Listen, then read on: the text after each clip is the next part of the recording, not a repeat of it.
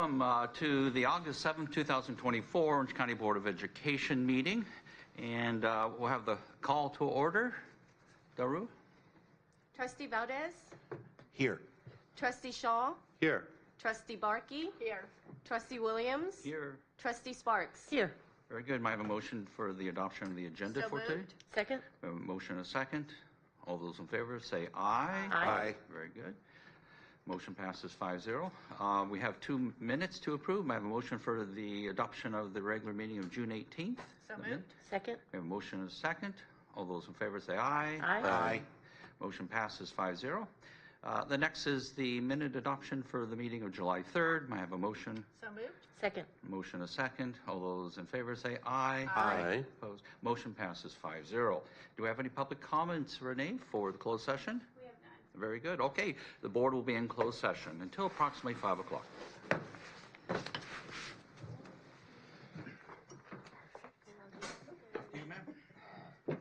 I want to hear all about it.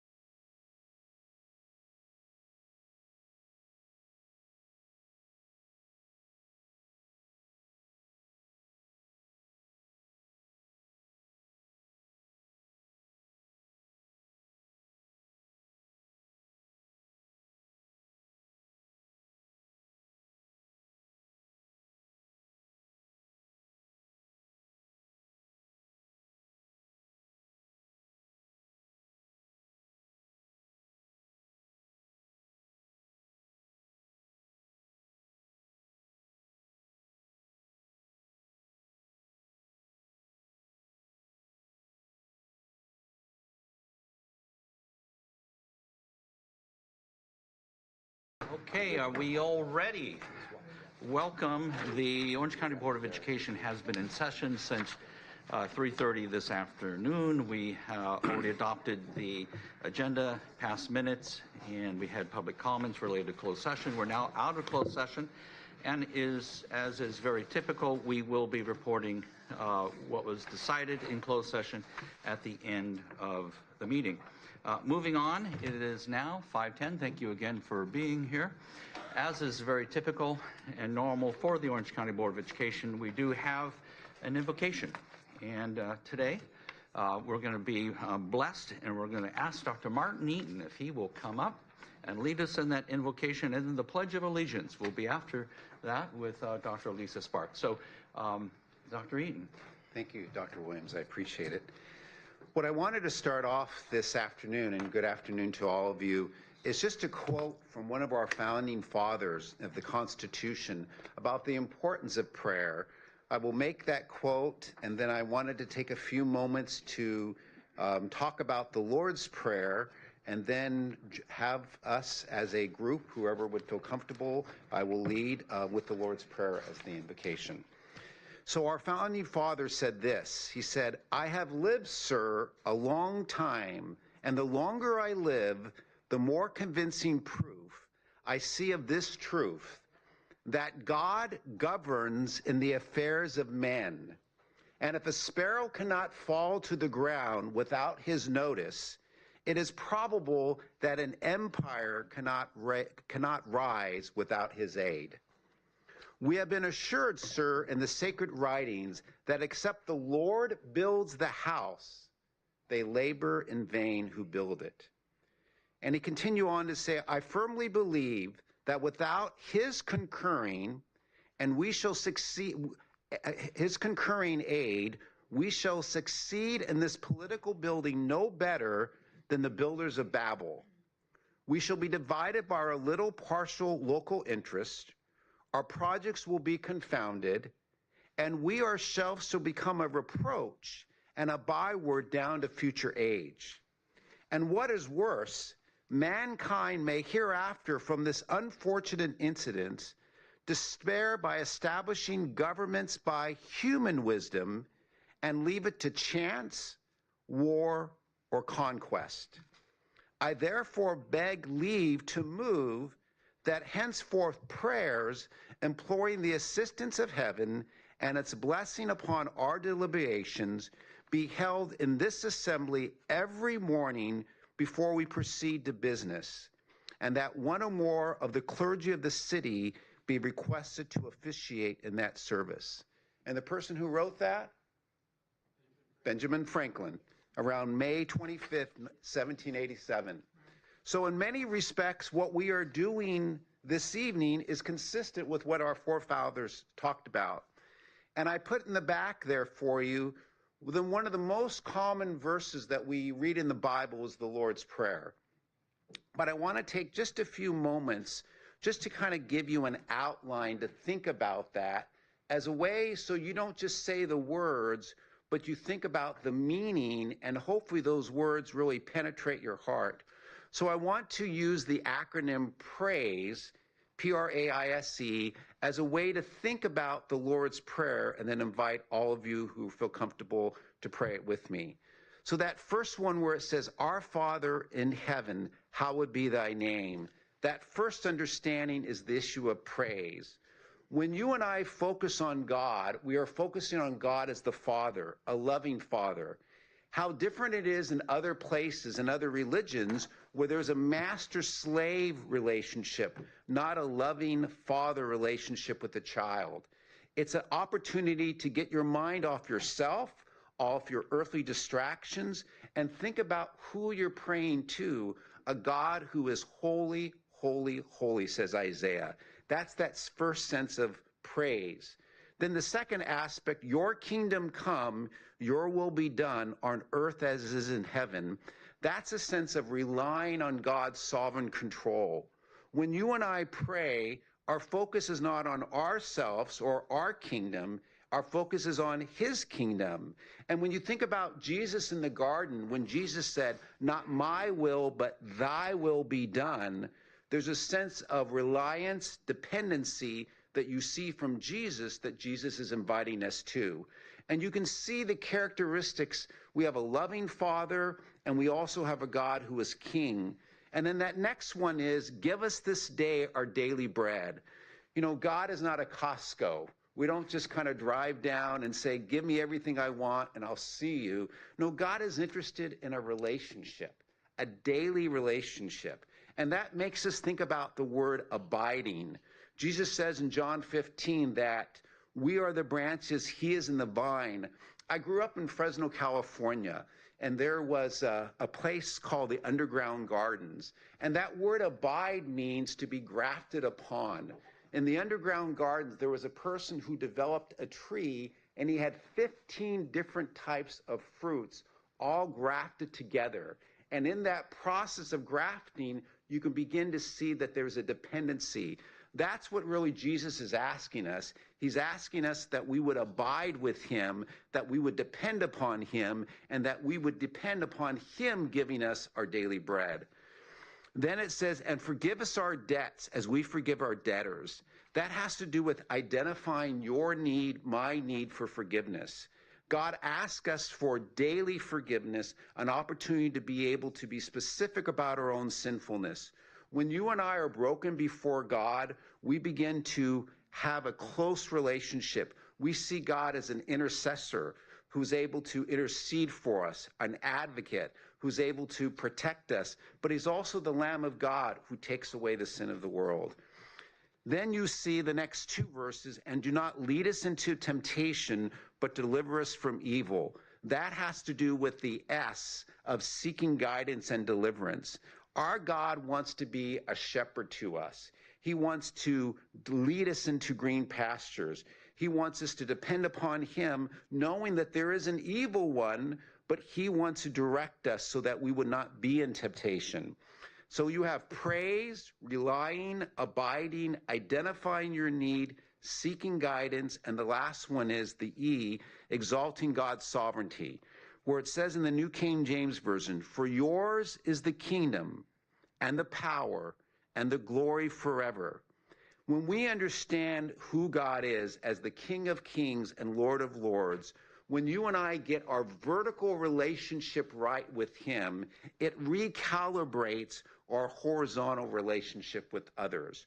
When we see who God is and how great he is, only can we see ourselves and each other appropriately. And my encouragement would be for you is to think about the Lord's Prayer, not just saying the words, but really thinking about the heart. And what a great way of each day in the morning when you wake up, just to stop and to think, I can say the Lord's Prayer as my way of praising God and communing with him. And there's an opportunity when you and I are in any type of problems, we could just stop and say, you know, I can't figure this out. Maybe I just need to stop and say the Lord's Prayer with the person next to me, inviting God's presence and inviting God's power and wisdom into your situation. So if you're comfortable, we're going to be saying the Lord's Prayer. If you would like to join me, that would be great. Let's do the Lord's Prayer. Our Father in heaven, hallowed be your name. Your kingdom come, your will be done on earth as it is in heaven. Give us this day our daily bread, and forgive our debts as we forgive our debtors. And lead us not into temptation, but deliver us from the evil one. For yours is the kingdom and the power and the glory forever. Amen. Amen. Thank you, Dr. Eaton. And if you so choose, we will have the Pledge of Allegiance by our good trustee, Lisa Sparks. I pledge allegiance to the flag of the United States of America and to the republic for which it stands, one nation, under God, indivisible, with liberty and justice for all.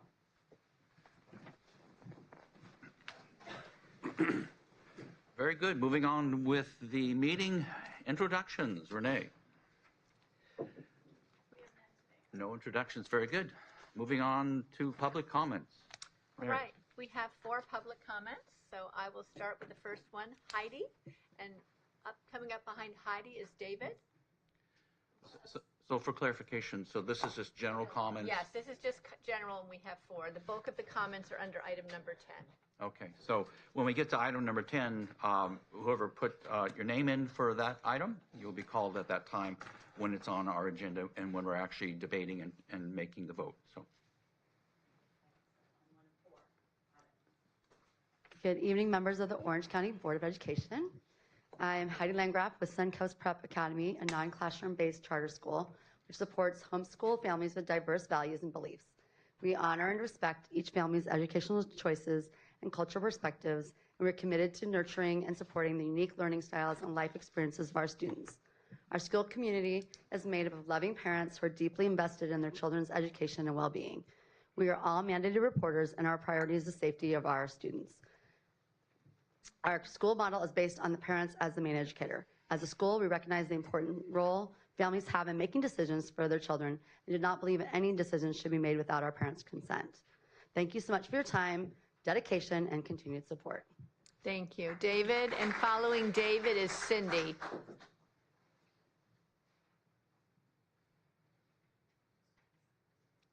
Is David here? We can do Cindy. Oh, yes, you're next, David, and then Cindy. And following Cindy is Geneva. No worries. Hello, board and newly appointed superintendent. My name is David Whitley. I've had 3 children go through Irvine Unified School District. 2 are now in college.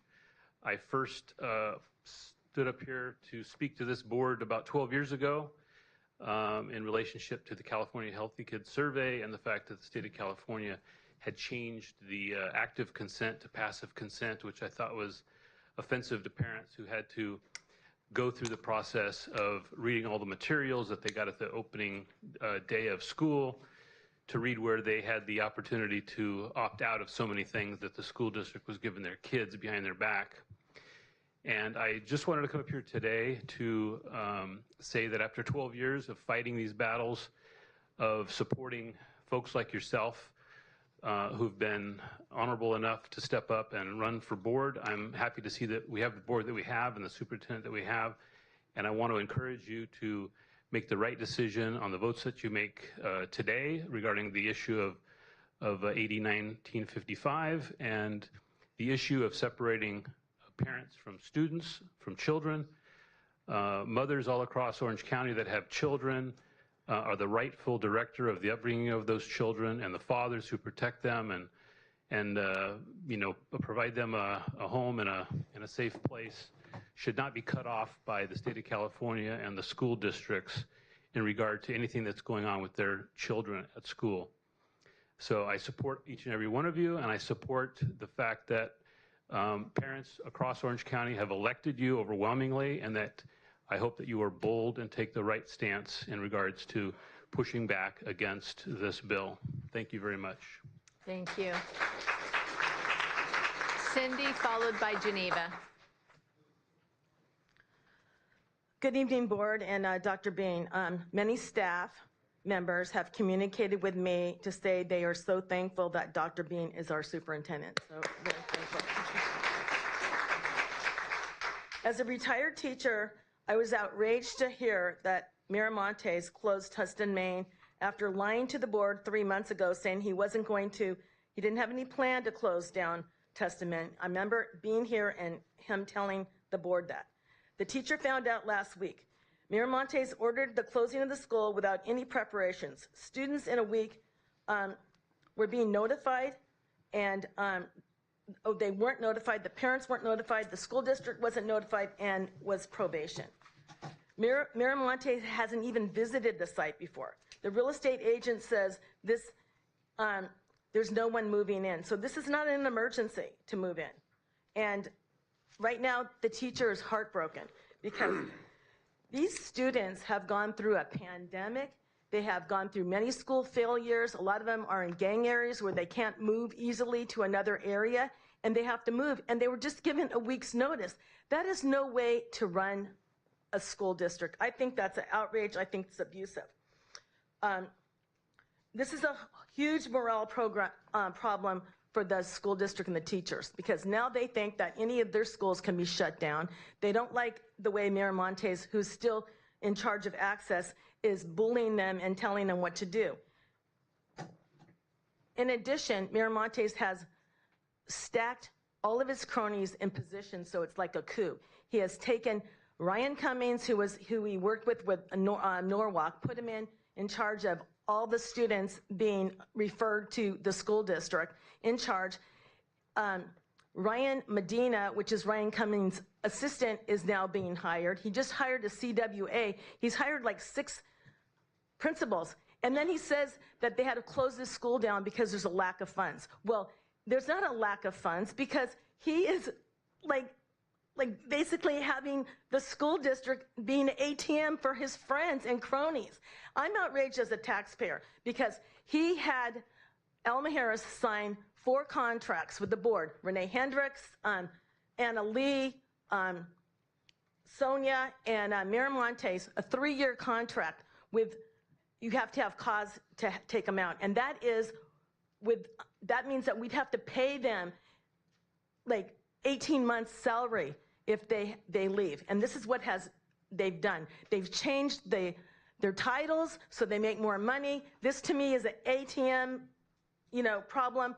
Also, Fred Navarro, with the Casca Group, gave him $500,000 with payments to Fred Navarro. Thank you. This is all going to be on my website. Geneva?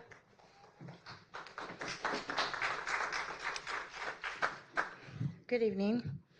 I would like to thank the board for your efforts in fighting for parental rights. Your dedication to ensuring parents have a voice in their children's education is deeply appreciated. I am here today to express my dismay at what is happening with Irvine Unified School District, especially concerning children with disabilities. The Irvine Unified School District filed a lawsuit against my child to coerce me into signing an individual education program, IEP. This kind of coercion is unacceptable and places undue stress on families already dealing with challenging circumstances.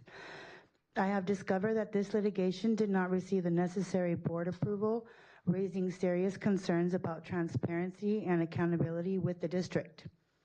When I refused to coerce, they withdrew the lawsuit.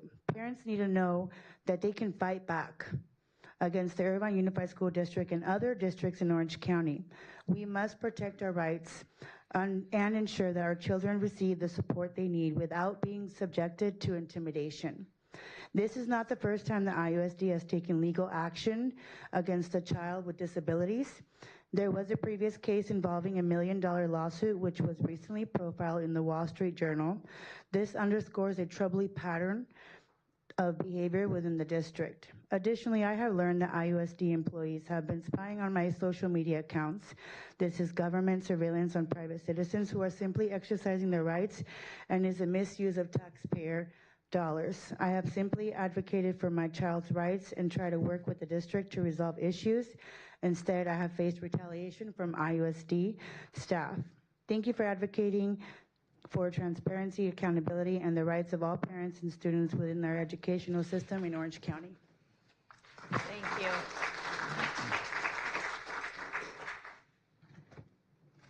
you. Okay, that's it as far as general comments. Again, item number 10, we have a few more comments that will be made at that time. Moving on with our meeting, if I can ask Renee to help out, we're going to be approving member assignments for the various committees that we have. That's item number 2.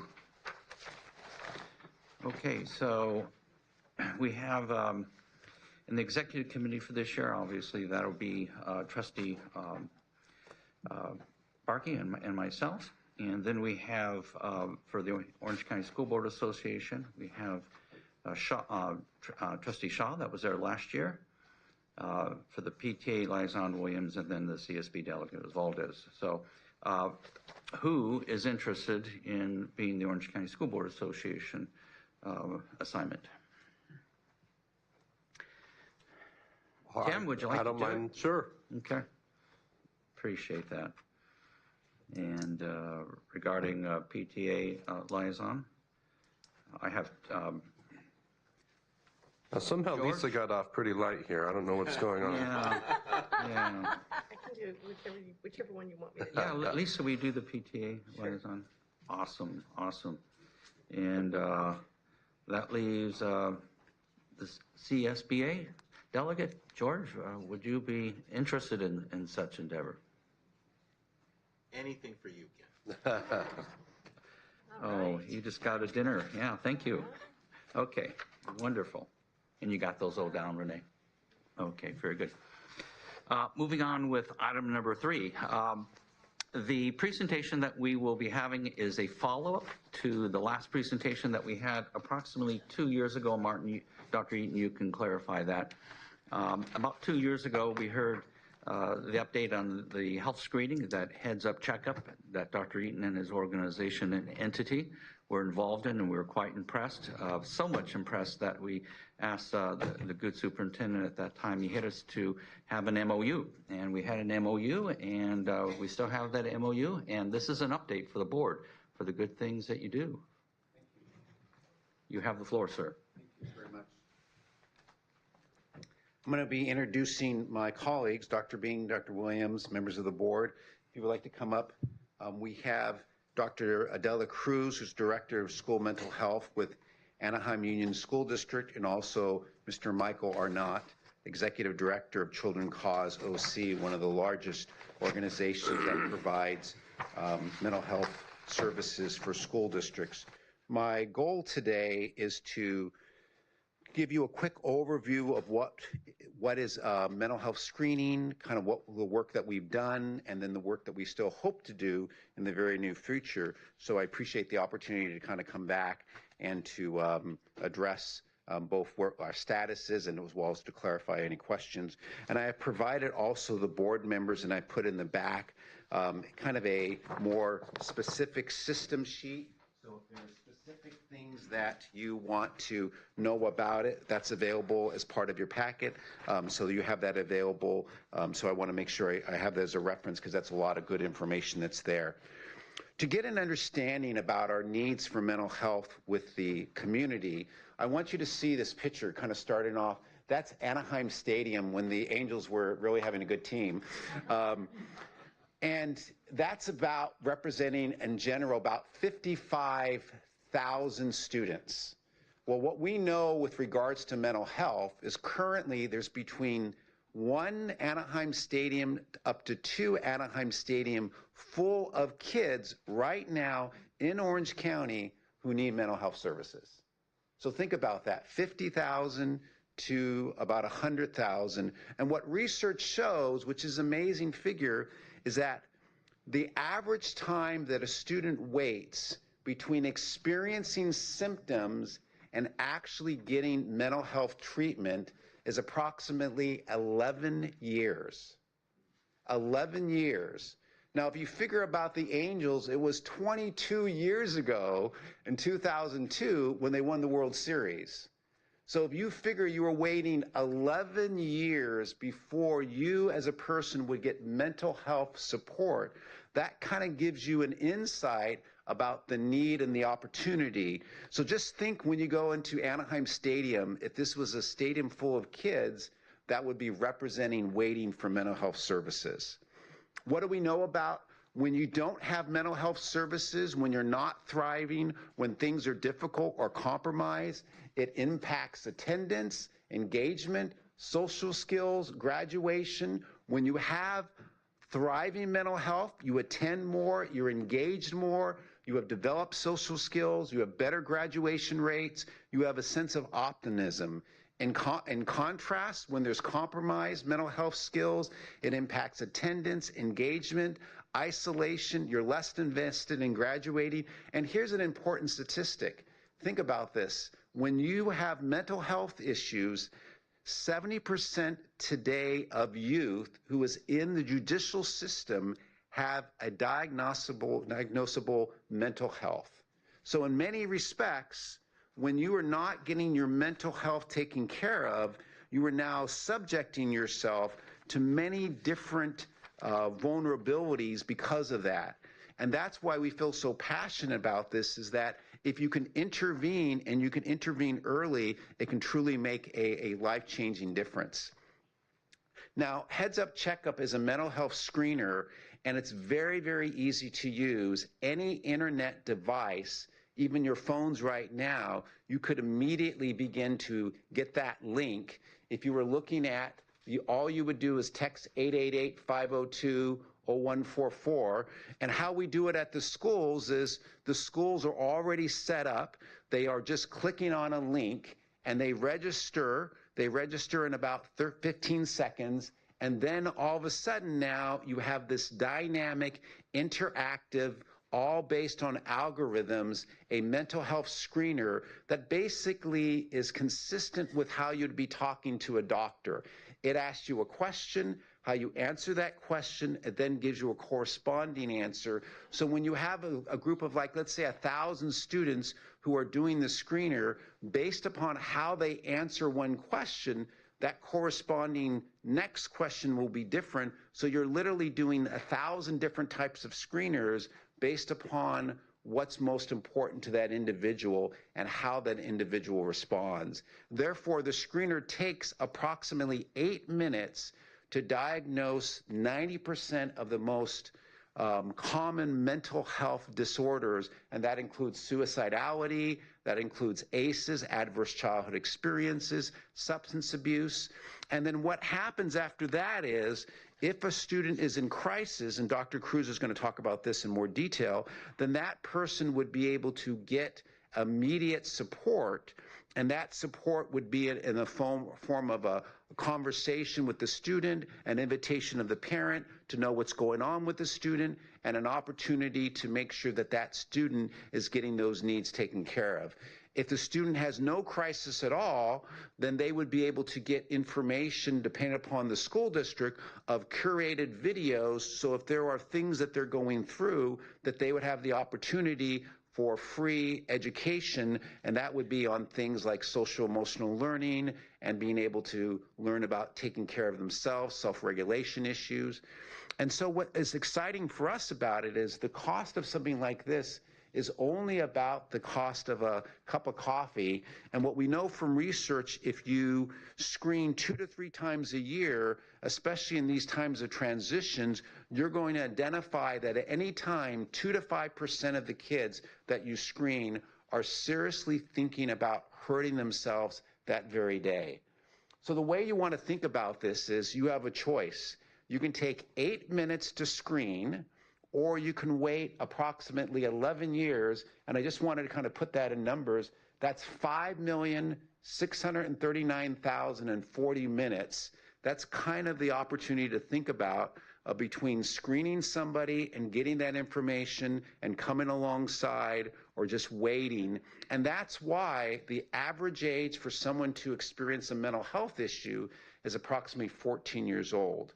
So if you think about it, from 14 years old to 25 years old, that 11-year period is the time when so many significant life changes occur.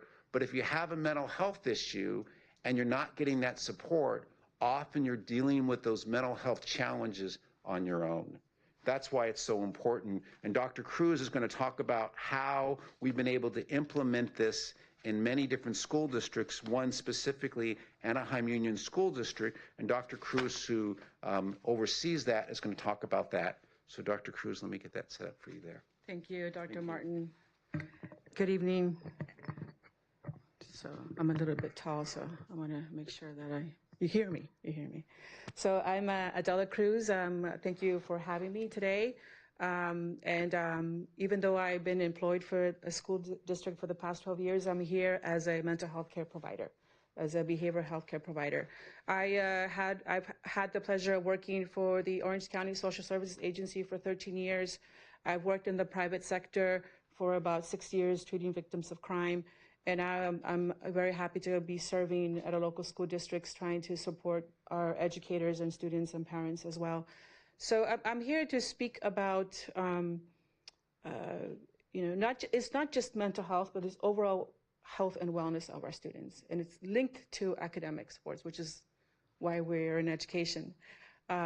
And the conversations around screenings, it's gaining momentum, which is great. And I know OCDE is doing a lot more things around universal screenings, which I'm glad. We, as a local school district, piloted a universal mental health screening. So we did a lot of work in looking for a potential tool that we can use to identify students. In my work that I've done throughout the years, a lot of the things that we are dealing with as adults always went back to when adults were younger. Going back to what Dr. Martin said about, a lot of these things begin at 14. And I've seen that through my history and employment and working with.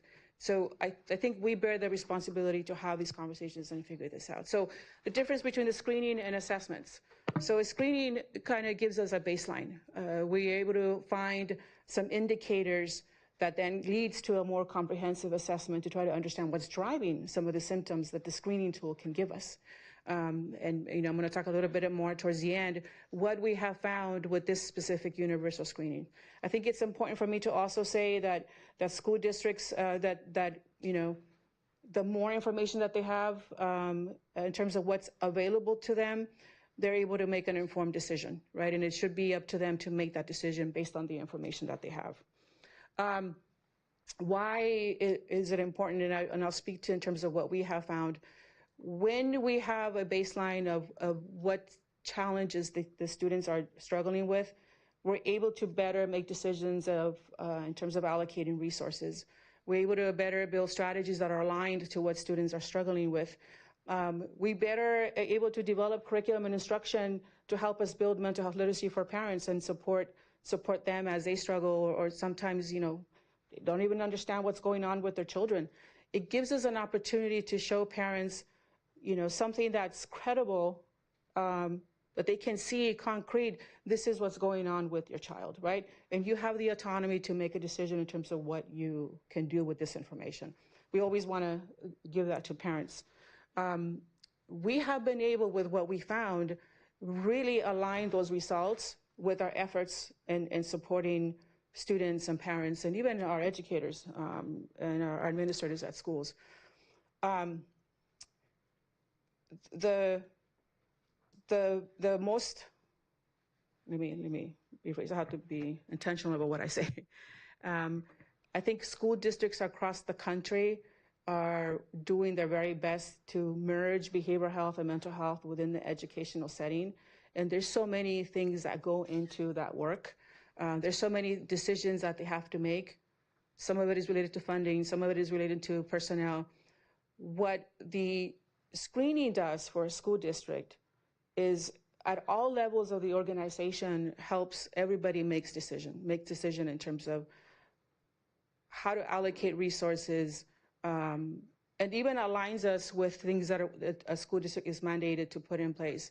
All school districts are mandated to identify students who have a physical or a mental health disability. A universal screening tool can help us with that mandate as well. I recently inherited Section 504, and I'm trying to understand all the things that go behind running a Section 504 program. And school districts have that mandate. We need to be able to have systems in place to identify kids early and give them the support that they need. We went through a couple of years of trying to figure out how to implement the screening tool at all of our schools. And that work required us to really connect with the community. We held parent workshops across the district, multiple parent workshops in multiple languages. And there were a lot of questions. There were a lot of concerns. Parents were asking, why are we doing this? What's the purpose and what does it mean for us? And we navigated all of those things. We went through all of that process. And at the end of the day, when parents began to see the results, parents were jumping on board with us and even thanking us that we were doing this work. The parents who perhaps at the beginning were saying no realized what we were doing and are on board with us continuing this work. I remember a meeting with a parent who reached out to me and said, I personally was concerned about you doing this at a school district, right? And within the school setting. And what I found out I had no idea that my child was struggling with suicide. I had no idea that this was happening. But I'm happy that we went through it. I'm happy that she went through it. And now I have information that I can now support my child, because I could see that something was going on, but I couldn't really pinpoint what that was. You know, but now I have that information to be able to do that. One of the things that I also kind of remember conversations having with our administrators kind of jumped on board, understanding the work that it took to implement the screening tool. And I recall having a conversation with one of our administrators who noticed that the results of a student, and I know this student, right? His comment was that I know who this person is, and I had no idea that the student was struggling this way. Now it makes sense why the student is struggling. So at all levels, again, at all levels of the organization, we were able to see the benefit of why we needed to implement a screening tool. I'm going to skip to the results because I think I can speak better when it comes to the results. So we screened, you know, a little bit under 6,000 seventh graders, and we were focused on finding students who were in crisis. That's the reason why we did it. We were focused on finding students who had suicidal ideation, kids who were dealing with challenges at home, kids who were currently using substance abuse, finding them early. And we were able to find, you see at the end, 398 students who were in crisis and 133 students who were in an acute crisis. In the 9th grade, we were able to find a little bit under 300 kids who were in crisis and about 66 kids who were in acute crisis. When we did these screenings, keep in mind, we went through a lot of steps, right? The parent informational workshops, consents. We did our due diligence to make sure the parents were aware and we had all of the things in place to be able to, because I think oftentimes the fear for school districts is you're finding kids and then what do you do? Or what are the parents going to think, right? So we went through all of those things and it took us 2 to 3 years to be able to do this. So when you look at these results, if you are passionate about suicide prevention, if you're passionate about child abuse prevention, substance abuse, kids in the foster care system, I think we have to consider doing the work, albeit very difficult work, of implementing mental health screeners within an educational setting. And I can speak to, you know, that school settings are a primary care setting, and that's where we have kids. That's one way for us to really develop and implement early intervention and prevention work. And in behavioral health, I think we have struggled a little bit to develop a system where we're finding kids early, right? So this is just one way. Obviously, it's one way. And this has to be paired with a more comprehensive assessment because we need to dig a little bit deeper. Because we did have false positives. We needed to rule that out. We had a spectrum, right? So we needed to focus in on the ones that were more in acute situations. But the work is important. We may not have the only answer to that. We may not have the only way of doing it. But doing the work of figuring out how to implement a universal mental health screening tool within the educational setting, I think it's important. And it's linked to so many social issues that we are trying to address as a collective. So with that, I'm going to hand it over to Mr. Arnott for him to speak.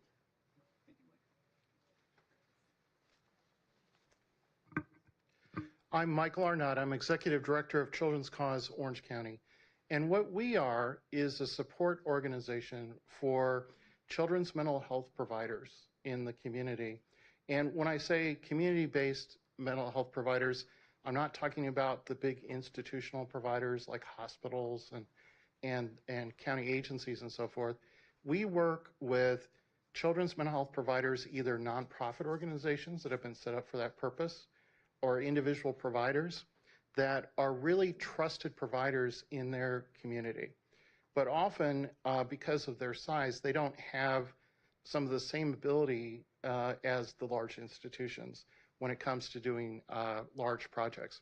So we're here tonight because what we did is we helped Anaheim Union High School District and we helped Dr. Eden, we helped a group of community-based providers come together, because when you're doing universal screening, and if you want that to be successful, what we found, what we have to embrace is that you start with parents, and many community-based groups are connected with the same parents that the school district is connected with, because parents have to be involved partners if this is going to be successful. I think it also, when you do the screenings, you have to be prepared to have a response. You just can't, it's not ethical to go out and just do screenings for the sake of doing screenings and have no planning or preparation for that. You have to be prepared that you are going to identify children because these screening tools do work. And that means you're going to identify children that probably would not have otherwise been identified, or at least not as soon. And since you're doing that, let's say all on the same day, you have to have the resources lined up to respond. So that when you find children in crisis, you have to have a crisis plan. You have to, for the large number of children that fit in less severe categories, you have to have those providers lined up so you can connect the families to those providers, and they can step in and start providing services. So that's reinforced learning from our project, where we partnered with CalOptima. CalOptima supported that project. And I think what we saw from a countywide perspective, because we're working with providers all over the county, and we work with county agencies to kind of look at what's the bigger picture of this. I think that everything starts in the district, because the district needs the freedom to be able to choose the screening tool and the screening approach that they want to choose. I think it starts with the district. But then districts need some support to be able to do this. Part of that is the networks and relationships with providers. Part of that is resources and funding. So from our vantage point, if you want to bring universal screening to scale countywide, and just beyond these pilot projects that have been so successful, that there needs to be collaboration and cooperation between OCDE, the Orange County Healthcare Agency, and the two managed care plans in Orange County. And if you don't know, the two managed care plans for Medi-Cal are CalOptima and now Kaiser Permanente starting this year. So we used to have just CalOptima, now it's two of those who are direct Medi-Cal managed care plans with the state. And the reason I say that partnership between all those entities is because each is managing a different funding stream that could be used for mental health screenings in schools, but there needs to be that level of coordination. If it gets siloed, and that's what we've kind of seen so far, where there's some siloing between those efforts, then you're not going to be able to tap into what the districts truly need in terms of the level of resources. So for example, Orange County Healthcare Agency might say something like, well, we'd be happy to help, but the state has, in the last couple of years, has infused a large amount of money for mental health services directly to districts or directly to OCDE. So therefore, why don't you go to them and do that? So I think there's a need to kind of work out among these agencies, okay, whose role is what, and then come up with some consensus on, okay, everyone needs to be at the table. Everyone needs to play a role, because we need to maximize the utilization of these existing resources and then have a combined plan to bring it to scale. So that, from our perspective, is kind of what's needed to do this. But at the end of the day, one of the biggest barriers was not parents. We were expecting, okay, we're going to get a lot of pushback from parents. That's not what we experienced. What we experienced was the opposite. Parents were like, thank you for getting us involved in this on the front end, and we actually want more resources for our children. We're kind of out there, we're kind of struggling with things, and we actually appreciate if you're paying attention to this. But the bigger dilemma, I think, is where there is fear among some districts to be able to do this, where they're fearful of, okay, what if we start doing this and we start finding out that all these issues exist, and then we're in a position to do that. But take the point of view, it is better to know than to not know. It is better to know. Yes, okay, you might get on the hook for something, potentially, especially if you have no planning for this or whatever, but intentionally deciding not to do this because you're, that, doesn't that bring up liability? So I think it's not an easy answer, but we do know that there's those administrators out there in school districts and even in county agencies that will have this immediate reaction of, okay, well, let's not do it because it's better not to know. I don't think that's the majority. I think the majority of districts and county agencies want to do something, but we just haven't brought everyone together yet to figure out on a consolidated plan of how we're going to do that and overcome some of these issues, because the bottom line is it works. These screenings, when they're done, you always find children that would not have been identified otherwise. And so that's what the message we're bringing tonight. And we're hopeful that all of us can follow up with the board if you have questions, and follow up with the superintendent and have discussions of like how we can take this forward. The goals that we're promoting is nothing less than providing access to universal screenings to all children in Orange County. And I say access because this is not something you should force. This is something parents should decide if they want to do that. But the majority of parents who do want to do it, they should have access to be able to do it. And then we're recommending screening twice a year, because sometimes things change the year, and especially if you do it mid-year, I think that's really helpful. And then the goal is to provide the resources for starting with the parents, schools, pediatricians, and others that are going to be involved in this network, information about this. And then, like I said, getting together funding. One possible mechanism is if one of the county agencies or a large institution or one of these managed care plans can set up a master agreement so that any district can enter into that master agreement and then receive funding for the screenings that they want to use. So there are ways you can do things countywide that provide that additional resource and that additional mechanism for districts to be in a better position to do these.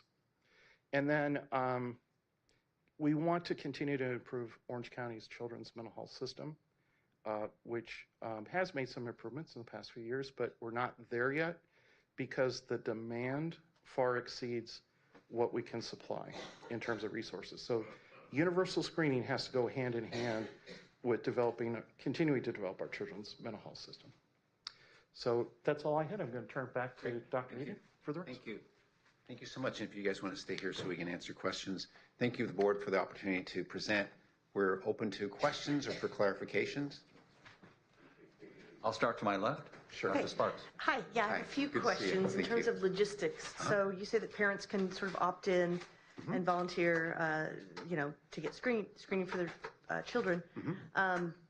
So let's say they find a crisis. Okay. And they then what? I mean, I guess, do the screenings take up hours or minutes during the school day? When do you do the screenings? Okay. Because there's So, already a Chris, do you lot want going to on talk about that, that please? teachers are trying Of to course. cram into a school day. Yes. So where does this fit? So I'll just speak to the way we implemented it.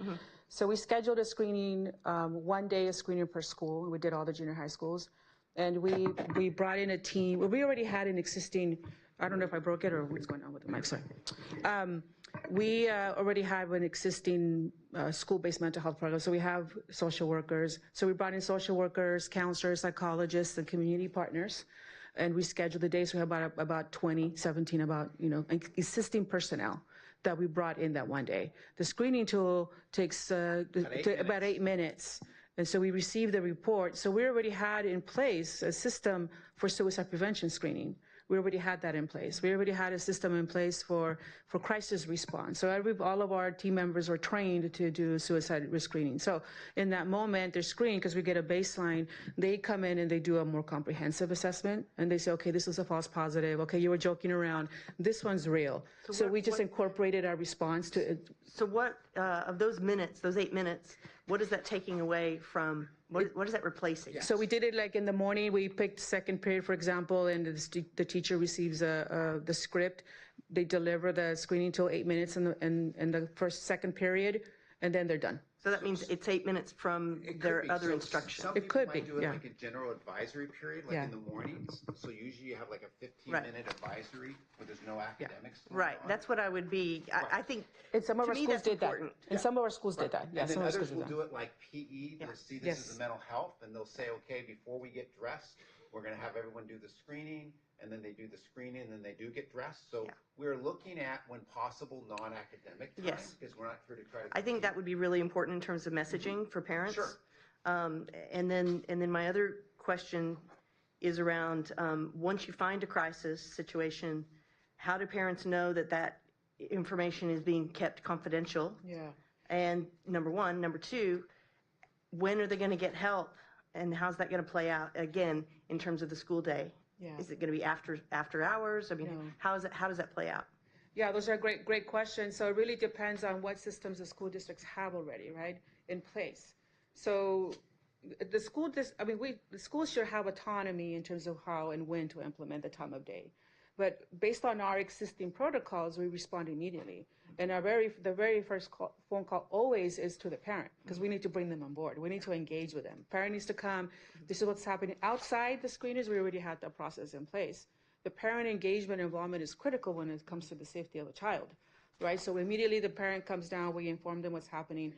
We have been, since we've started building a school-based mental health, been very intentional about confidentiality and where we store information.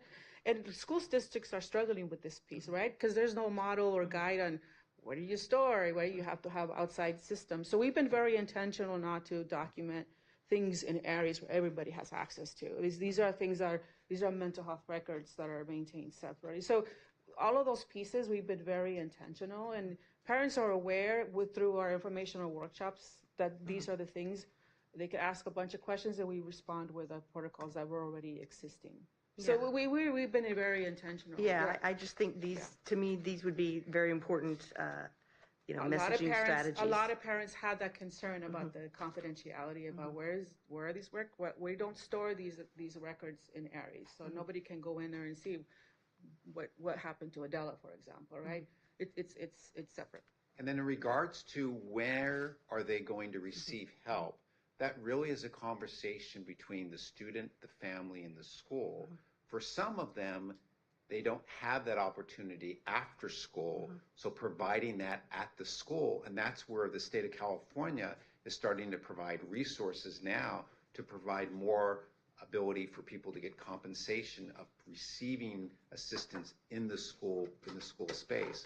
However, for other students, it's an opportunity to really defer and have them follow up with their own private provider or for something that would be available after school. So the good news about it is there are many different models that show some flexibility based upon both. And now because we have a lot of telemedicine going on, that also provides an additional opportunity where some kids are receiving support in their own home after school in a time that, again, is not taken away from school.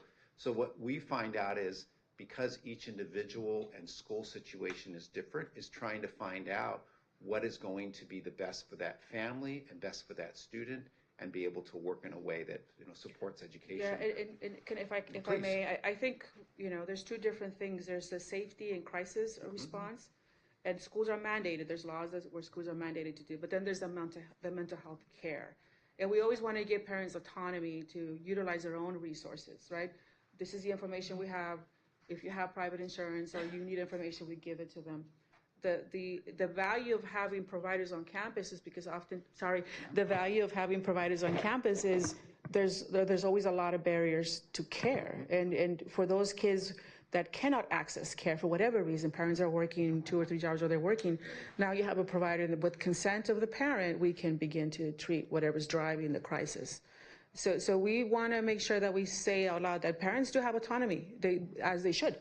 We just give them the information and then they decide which way to go. Yeah. And I ask these questions because a lot of times we have these grand theoretical ideas, but actually where the rubber meets the road and actual implementation And scalability, like you were talking about, is a whole different animal. Yes. So these are the questions that I had. I'm sure I'll have more. And with Anaheim being one of the largest Yeah. secondary school districts in the district, it's exciting for us I'm to sorry, see. you guys. Can you please speak in the microphone since this is being taped Thank and you. zoomed? Thank you. Yeah, and since Anaheim Union School District is one of the largest school districts, it's so important that we have gone from kind of concept to implementation, and now what Michael's talking about is about scalability and the opportunity to make these types of resources more available because it truly impacts someone's ability to learn.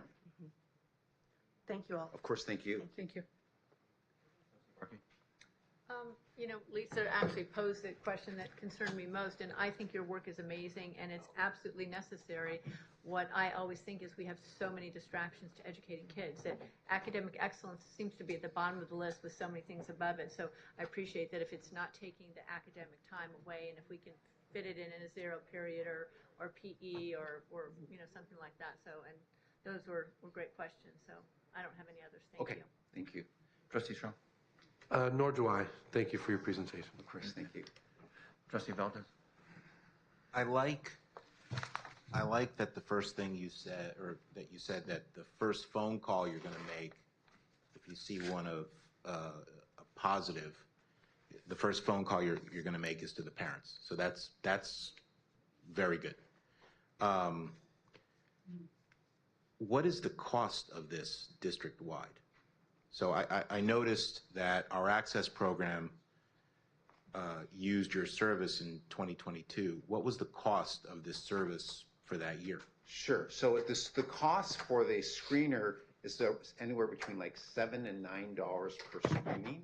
So if you figure how many students are taking the screening, then you would just kind of times it. So if it's 100, it could be $1,000. If it was 200, it would be 2,000. That would be kind of a ballpark to actually use the screener. Well, we have 4,600 kids in our access program, so this is going to cost somewhere around $32,000. Yeah, but we always believe that finances can't be the reason why someone gets access or not. So we have been able to and are willing to continue to look at what we can do with pricing to make sure. With our budget, $32,000, for something that's worthwhile, I don't think is cost prohibitive at all. But is this a passive permission on behalf of the parents, or is this, do they have to actively agree to this in advance? So we'd sent them the consent form. They have to read it and yes or no. And we'd So sent it's an them, active permission on behalf that the parents have to sign. And we'd sent it multiple times to reach as many parents as we could, right? So we did. But as far as the cost of the screening, as far as I'm aware, the new fee schedule for Medi-Cal will pay twice as much. We would reimburse twice as much for the screening. And that's coming for school districts to be able to leverage. So if you screen, you pay $9, $10, but you're able to claim $23, based on my understanding currently. Of course, all those things are in the works. I mean, they're all in the works, so I don't want to be fully quoted on that. But I wouldn't use this as a business proposition. The point is to help kids. I think it's important to look at, if we are able to identify kids early, the costs that come afterwards, I think we can mitigate a lot of it. So, thank you. The $32,000 is not, like I said, I don't think that's cost prohibitive if we're going to help kids. The issue is the implementation. If it's an active permission, I think a lot of the kids may miss the screening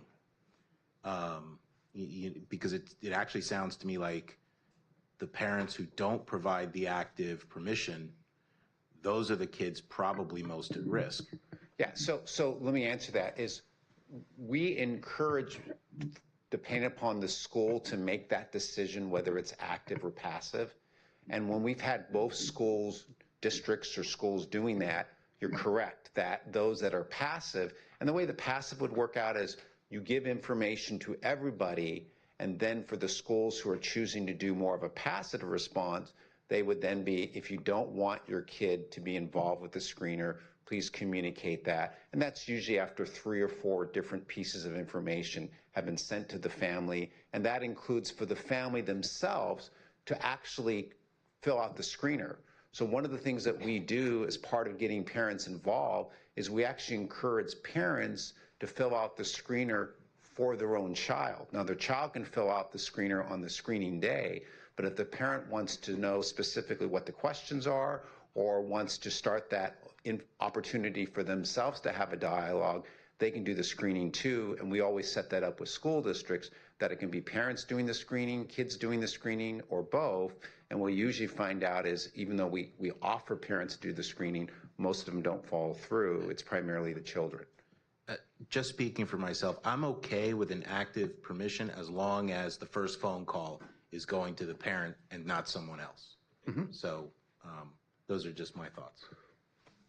But I want to make sure you're clear that if the school chooses for them to do a passive, then you will definitely get a higher percentage of students taking the screening. And that's just kind of the ups and the downs of how you're going to be able to do it. Is it done on an iPad or? Yeah, it's any internet device. So what most schools do is because kids have their own computers, and that's internet connected, so they can just do it on the computers. Some will do it on the phone, some will do it on an iPad, but that's why you can do it on your own phone right now. You can just text that number, but the way we set it up with the school is they just have a link they click on the link, they register, so they put their own password, so all the information is confidential, and then they start taking the screening. It takes about 20 seconds for them to get on, and then the screening. And again, because it's all dynamic, every student actually fills out a different screener based upon their response. That's why we can do it in 8 minutes. I would just add that whenever you say the screening costs a cup of coffee, now that at Starbucks, venti frappuccino is about $7, you're pretty close. Yeah, I mean, that's what they call Starbucks is $4, right, or something like that, or something. Yeah. So, but we never want the finances to be the issue because these are people's lives. And when someone goes through a screen and a parent gets it back, and you're a parent who didn't know your child was feeling this way, there's no money in the world that can pay for that. And to engage them in the process, to know what's going on, and then to inform them and support them, it truly saves lives. And that's the part that excites us, is we've now seen this for almost 7 years. This truly saves lives. Any more? Thank you, Dr. Eaton. Obviously, this is something that's been very passionate for this board for all these years. And for me, especially as a family primary care doctor, 30% of my practice at one time was psychosocial. I practice psychiatry in all ages and all groups, and it's truly a remarkable field in that you can really help people. So I thank you and Michael and Doctor for coming in and presenting this information to us. Dr. Cruz, in your experience, what percentage of the parents who are participating also at the same time taking this quiz with their kids, is there this incongruence where the parents think their kids are totally healthy, and you've identified that approximately 13% of these kids are in acute crisis or having suicidality or actually have a plan in place? Yeah, so we didn't have the parents screen themselves. No, screen their kids, thinking that their kids... If we can go back to the slide, you could see the number of kids that actually took it. So out of the 44,385 that got the screening tool, about a little bit under 3,000 actually took it. Because even what maybe Dr. Martin mentioned it, but the student themselves can opt out when they get the screening tool. But maybe I heard you wrong, but you were saying the parents also take this thinking that they're screening for the kids? We give them they can, yes. Some school districts, we always give school districts the opportunity to say, we would love for parents to screen their kids, so the parent would have the same screener, but they would be doing it for their child, and then the next few days, often the child's going to be doing it for themselves. What we find in general is less than 5% of the parents, when given the opportunity to screen their children for themselves, actually follow through. Less than 5%. Interesting. And that's been pretty consistent for the last 7 years. And that's what concerns us is, kind of going back to your comment about lots of the parents who are not as involved, unfortunately, are the ones whose kids sometimes have the greatest need. And so that's why getting parents involved tends to be much easier when the kids have screened. We find out that there is a crisis issue going on, and now we invite them in the process. And that's really helpful because we're now giving them and empowering them for the opportunity to be involved with their child's mental health. So when you did the Access program for us in 22, what were your findings at that time? Yeah, do you recall? Because we had it was an active screening approach, that it was a very small percentage of the students that could have screened actually screened because it was an active parental permission. And we only had about 3% of the parents who participated. And that was for us really disappointing, because we have all these Access students who have things going on in their lives. We felt like being able to do whatever we can to engage them, but because we only had about 3% of parents sign the permission, we only had 3% of what was available. And we did identify kids in crisis even in that small population, but it was much smaller of what it could have been. And that was disappointing for us because there's a lot of kids who actually really needed that support. Right, that visual of 3 Angel stadiums full of kids with mental health needs and requirements is pretty impactful. Mr. Arnott, you said there was a pushback. Who is the one primary pushing back? Well, I kind of put it in a general way because over the years you hear what different agencies and different people are doing. I don't want to mention names tonight, but I will say that we've experienced some pushback at all levels. So we've experienced it with the Orange County Healthcare Agency, some of their staff, and this is not to their current director, who's great, but some of her staff. We've experienced it in different districts we've approached where we said, we have providers at the ready, we have some funding, but still in different districts, people weren't ready because, and I like to describe it as fear, fear-based decision-making, where they're just looking at, okay, well, what can go wrong here? And I'm already on the hook for all these things we're doing for special needs children and everything else. So I don't even want to explore it. Yeah, I think you said there is liability by not doing anything. That's right. Yeah. That's the things I don't think people consider sometimes. If you're intentionally saying, we don't want to know, even if there's resources we can tap into as a district at even no cost to us, and you're saying, no, we don't want to know, we don't want to know, that in itself seems to be a risk-based strategy. Right. Dr. Bean, thank you, all 3 of you. Dr. Bean, but part of the presentation is because this board feels very strongly about mental health disorders in our kids. There isn't a parent or isn't a person in this room who has not suffered at least or experienced some type of mental health crisis, whether it's depression, general anxiety disorder, bipolar disorder, personality disorders. There is a lot of mental health illnesses out there. And this board really tried to push a couple years ago when we got the first presentation. I've known Dr. Eaton for 20 years, and he is an incredible man, and I appreciate all the colleagues that you brought in here. Dr. Cruz, certainly your professionalism is greatly appreciated and acknowledged. And Michael, thank you for your calmness about all this. Even though this is a crisis, and I tend to react to the crisis as a healthcare provider, like we better do something about this. And so to you, Dr. Bean, will you do something about this for us?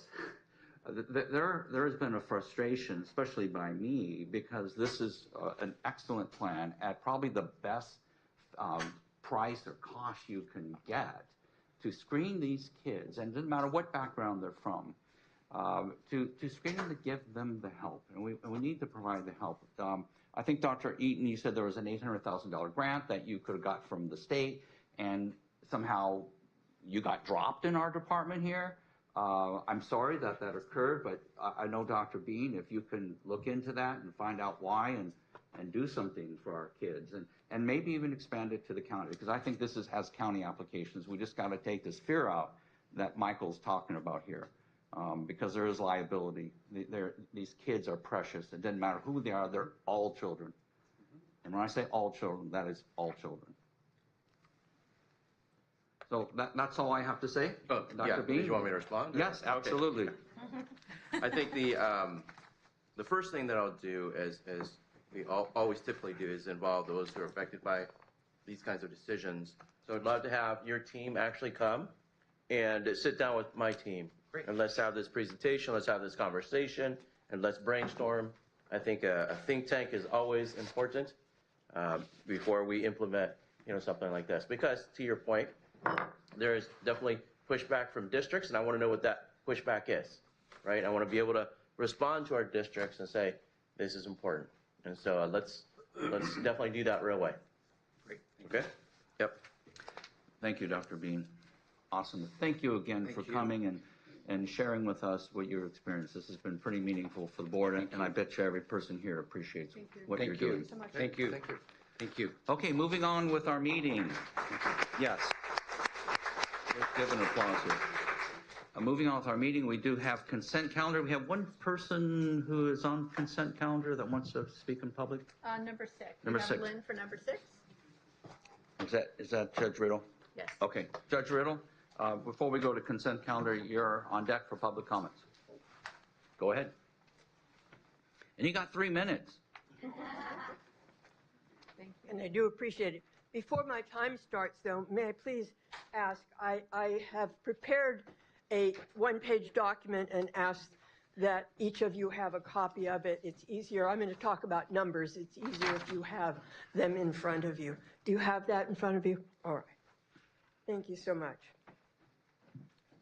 I'm Lynn Riddle, and my comment is with respect to agenda item 8, the approval of Mr. Rowland's June 2024 invoice to the board. Directing your attention to the chart I presented, it shows that between January and June of 2024, Mr. Rowland's invoices total nearly $400,000. And if the final 6 months are similar, we could see the Rowland invoices reach $800,000 for the year. That's a stark and, to me, shocking annual increase in these billings from $360,000 in 2022 and nearly $600,000 in 2023. These bills are paid with public funds, taxpayer dollars. The board has a fiduciary duty regarding the expenditure of taxpayers' money. Yet, the board has not taken the time, I believe, to explain to Orange County taxpayers exactly how paying Mr. Rowland $1,360,000 in the last 2.5 years has directly benefited the students that are served by the Orange County Department of Education schools, programs, and services.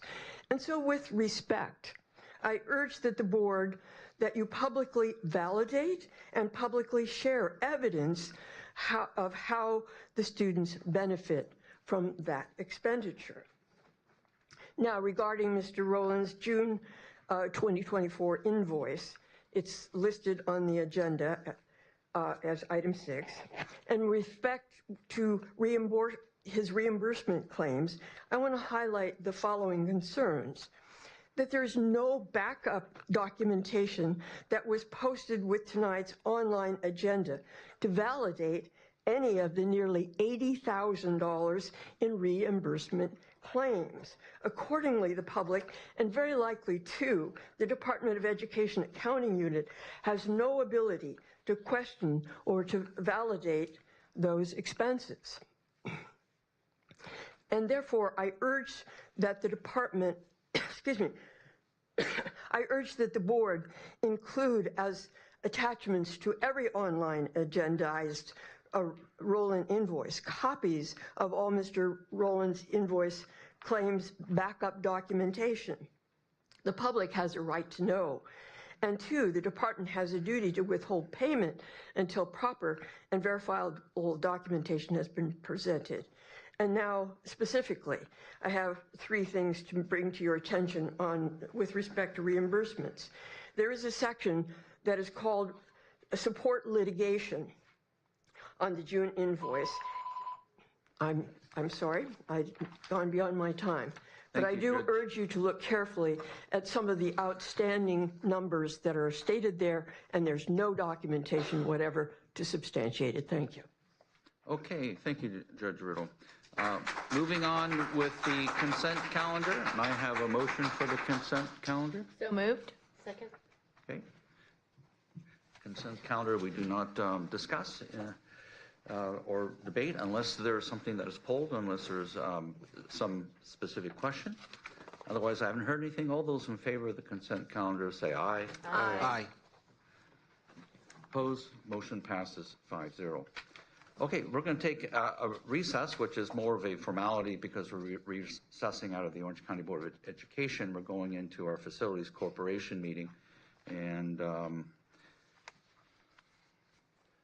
you have that document? What?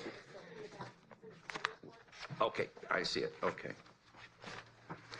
Thank you. Okay, so I'll gavel out of our Board of Education meeting, and officially we'll be going into our Facilities Corporation meeting. And I'm officially, for the benefit of the record, calling this Facilities Corporation to order. Maybe we have a roll call. Trustee Valdez. Here.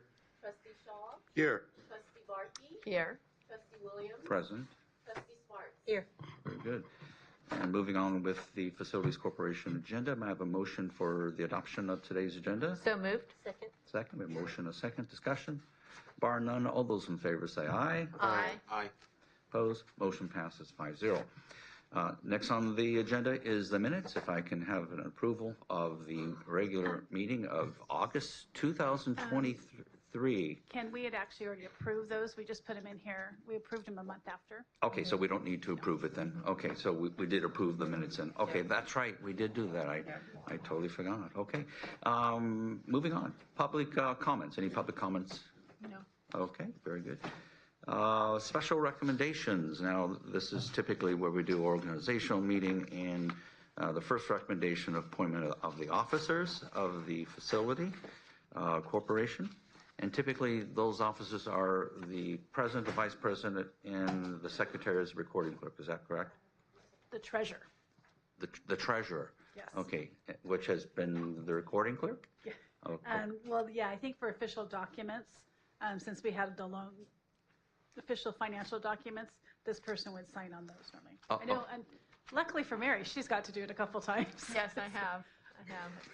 Okay. So help me out here from a parliamentary perspective. Do I individually make those nominations? What have we done in the past? I think it has somebody has kind of volunteered, and so we do put, obviously, the president and vice president of the board are those, and then since Mary was the treasurer and she's now going to be the secretary, then you would need somebody different to be the treasurer. Okay, so if I will volunteer for that. You're volunteer. Well, thank you, Trustee Valtez. That's very kind of you. Okay, so anything for you, Dr. Kim. Do you want to move to the seat? I mean, The bromance I going know. okay. So I'll make the official motion then to appoint the officers as president myself, Mary Barkey as vice president, and the treasurer for Trustee Valdez. I'll make the motion. I need a second on that. Second. Second, okay. Any discussion? Barring none, all those in favor say aye. Aye. Very good. Let the record stand. The motion passes 5-0. Okay. Next item on the Facility Corporation agenda is the operational report for 23-24. And is that David who will give us that report? Okay, David, good to see you again.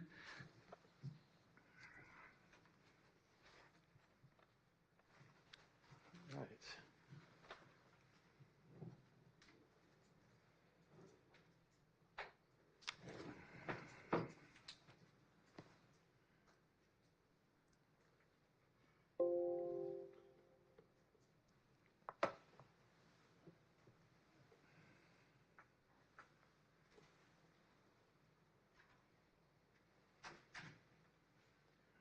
Trying to get to our slides here.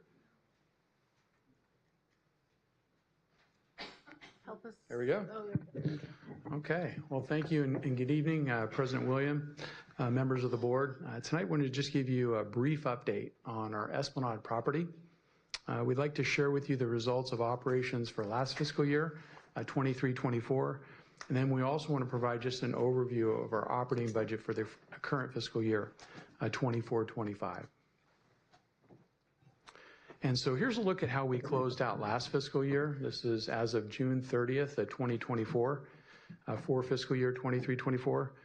We closed the year in very good financial position with an operating surplus of $682,853. Our revenues actually exceeded our projections, totaling $2,770,417, and our expenditures came in below forecast at $2,087,564, which left us with a project ending fund balance of $5,074,141 as of June 30th of 2024. The interest rate on the loan for our property, it's set at 2.84%, and that loan expires on June 1st of 2029. And the current principal outstanding on the loan now is $6,325,000. The property's occupancy rate averaged 92% for the past year, which was very good considering that the overall commercial market still remains very, very weak. We are continuing to see an uptick in the number of tenants that are shortening their leases and then downsizing to some smaller lease spaces as well. And so that is something that we're keeping a close eye on. Overall, for fiscal year 23-24, the project ended the year in very good financial position. And unless there are any questions about 23-24, I can move on to the operating budget for fiscal year 24-25. I'm fine with that. No questions? Yep. Thank you. Okay. All right, so here's a look at our operating budget for the current fiscal year, 24-25. We are projecting a conservative occupancy rate of 85%. That's when you look at the current occupancy rate of 92%, we are projecting a conservative number. And this is in the event of a downturn in the commercial property market. Total operating revenues for the year are projected at $2,631,896. And our total operating expenditures are forecast at $2,179,086, or about 15% above our prior year expenditures. Again, trying to put together a very conservative budget for the current fiscal year. Since we are planning a couple of large capital facility projects, the projects include installation of an elevator in one of our buildings, and then the replacement of some large HVAC units as well. And you can see here up on the screen, total capital expenditures projected at $1.2 million. And so due to the planned spending on these capital facility projects, we are projecting a deficit of $747,190 for the current fiscal year, which will leave the project with an estimated ending fund balance of $4,326,951 as of June 30th of 2025. And again, this is going to leave the project well positioned as we move forward into the next fiscal year. So in very good financial shape. So if there are any questions at all. I have no questions. Anybody? Any questions? Okay. Very good. Thank Thank you. you. Thank you very much, David. So we receive and we're going to approve now. So we have to make a motion for approval of this budget. So can I have a motion for So approval? moved. So moved. Second. So we have a motion and a second for approval of the operational budget for the fiscal year 24-25. Any other further questions? Okay, barring none. All those in favor of this budget, say aye. Aye. Aye. Let the record stand. The motion passes 5-0. Okay, so now we're going to recess from our Facilities Corporation back into the County Board of Education, and we're going to move on to item number 7, charter submissions. Are there any charter submissions, Renee? We do have one charter submission from Orange Springs. The public hearing will be held on September 4th with board action on October 9th. And I believe those binders went home to you already. They're actually No. there. We Yeah, missed the I delivery. haven't received Sorry, them. they are Okay. here for Okay. you in the room. So, All right, thank you. and that's the only one I have for today. Where is Orange Springs located? or proposing to locate? They're already located. It's just it's a county-wide charter. I'm sorry, what? Sorry, I need my expert here. I apologize. It's a new countywide charter school petition. They've notified multiple districts. I don't know off the top of the head which ones they are, but they are in the binders. You should have that information there. They are an existing charter already, just moving to a countywide. Thank you, Sally.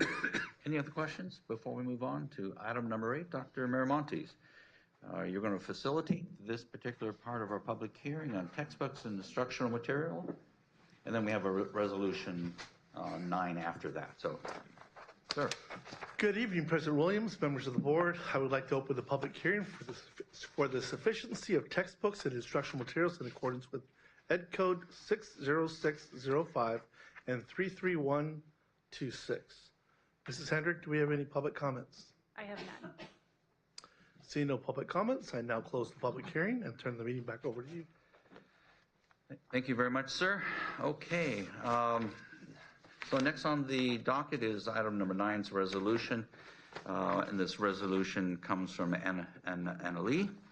And the resolution has to do with requirements of Education Code 60119.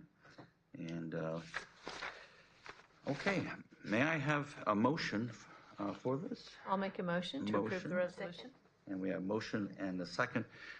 Does this require individual? I can vote as a group or? Yeah, I think you can vote it as a group. As a group, yeah. Okay. Yeah. Okay. So, any questions regarding this resolution? Okay, barring none. All those in favor of this resolution, 1524, say aye. Aye. Opposed? Motion passes 5-0. Okay, moving on with the next agenda item, which is number 10, and that's a resolution opposing Assembly Bill 1955. We have several public comment. How many do we have? It looks like about, let me say, 9. I think you should be up to about 19 or 20. Yeah, it looks like about 20. Yeah. 20. What is the preference of the board? 1, 2 minutes? I'd be up for 2 minutes. What do you guys think about 2 minutes? Yeah. That way we can get everyone in. We normally do, I think 2 minutes. Okay. You don't have to use all 2 minutes. Right, right. If you absolutely agree with the person who speaks ahead of you, just come up and say ditto, and that'll be good, and we'll know. Okay? Ditto works great. Okay, very good. Mary, we'll call the first one. Yes, the first one will be Todd, and the second one will be Esther.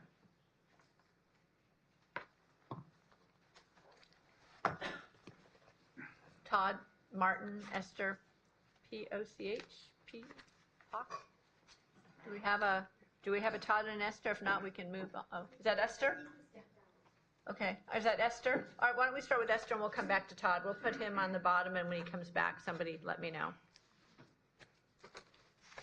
And after Esther, we will have Becky Whitner on deck. Becky's gone. You have 2 minutes, ma'am. Okay. Good evening. My name is Esther Poach, and I am a proud mother of 2 beautiful children. I am here today because of my agonizing and disheartening concern. I am here to oppose this terrifying law, AB 1955. We need to support the protection of our children's biologically born body like never before. Our children, who all are created in God's image, need our support for their dignity, their irrevocable natural sexuality. No one in this world should take their rights be taken away. Deceiving them and grooming them with all these lies happening right in this room even tonight. To hate their natural-born body, coercing them to adopt these harmful changes from teachers and mental health providers ought to just stop. This must be stopped. AB 1955 is not a crisis plan to save them, but it is abusing them. Children need parents, not the government, not mental health services or agencies. There are many, many loving parents, in this room, and we will not stay silent. We will push back all the lies and evil harm relentlessly causing against them. It is parents' duty and parents' responsibility to love and care for them and raise them up in this way of the Lord. Governor Newsom is a thief, and anyone joining on his extortion is a thief and a criminal. This law is a shameful law by the hands of the deceiving lawmakers, teachers, and counselors and doctors. May God bless us and have mercy on us. Thank you. Thank you. Next up is Becky is next. They said Becky's gone. Oh, Becky's gone. Okay. How about Todd? Is Todd back? Are you Todd? Todd, you're up. Perfect timing. Yes. I'm Todd Martin. I've been a resident here in Costa Mesa for as long as I can remember, since I bought this call. And, you know, I don't even have kids, but a lot of my friends do. And I don't usually get involved. I've never even been to one of these board BOE meetings before. But when I saw what was happening in Sacramento with AB 1955, it was a deep concern for me. And it's just one of those things. I was deeply disturbed that it passed, that even was considered. And at this point, I don't understand the dynamics between how you guys are going to have to deal with this. But I know for myself and many of my friends and family, this is a deeply disturbing issue.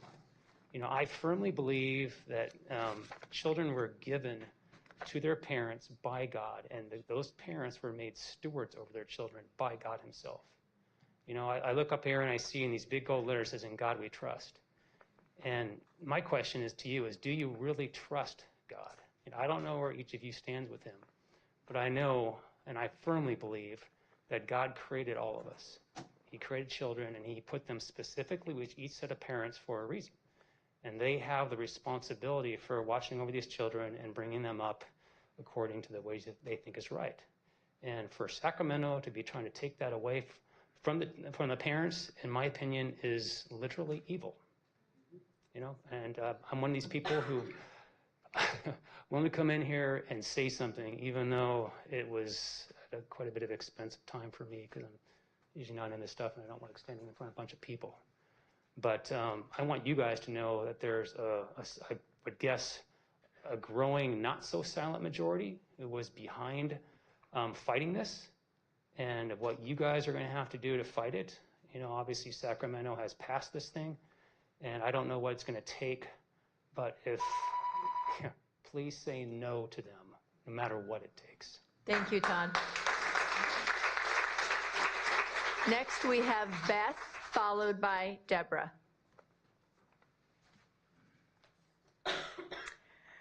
Our children are not puppies, nor are they the property of the state or even part of eminent domain. They are a gift from God. Sometimes they're a pain, but they're still a gift from God. We all survive it, most of us. And how dare anyone want to turn them over to the state? Anybody that thinks that needs to get a psyche eval and snap out of it. Dr. Benjamin Rush taught that the purpose of the public schools is to teach students to love and serve God, country, and family. He actually mentioned family. He actually understood that if we ever lost the country, we would turn our children and our families over to the greatest evil. This is not a bill, 1955. It's straight out of, if you've ever read or are you familiar with the Communist Manifesto, this smacks of Communist Manifesto. It was, you have to weaken the family, you have to get rid of the family unit, you have to destroy it, you have to turn children against their parents. But don't tell your parents we said this. This is absolute child abuse, it is cruel, it's against the laws of nature.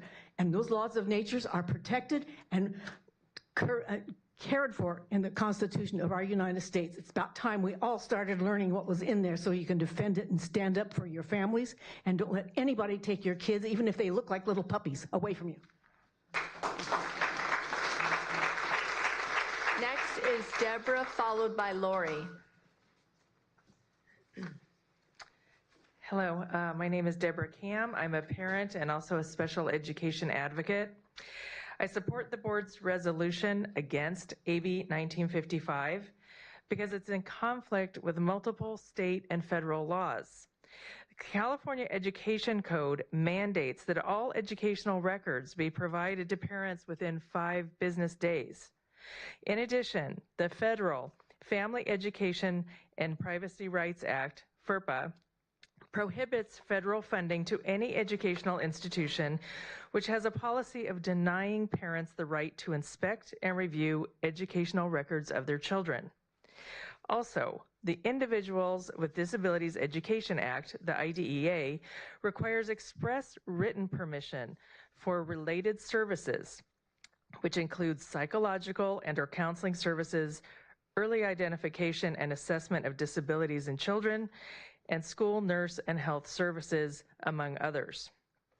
In addition, I believe AB 1955 is also in violation of the First Amendment rights of teachers, administrators, restricting their speech.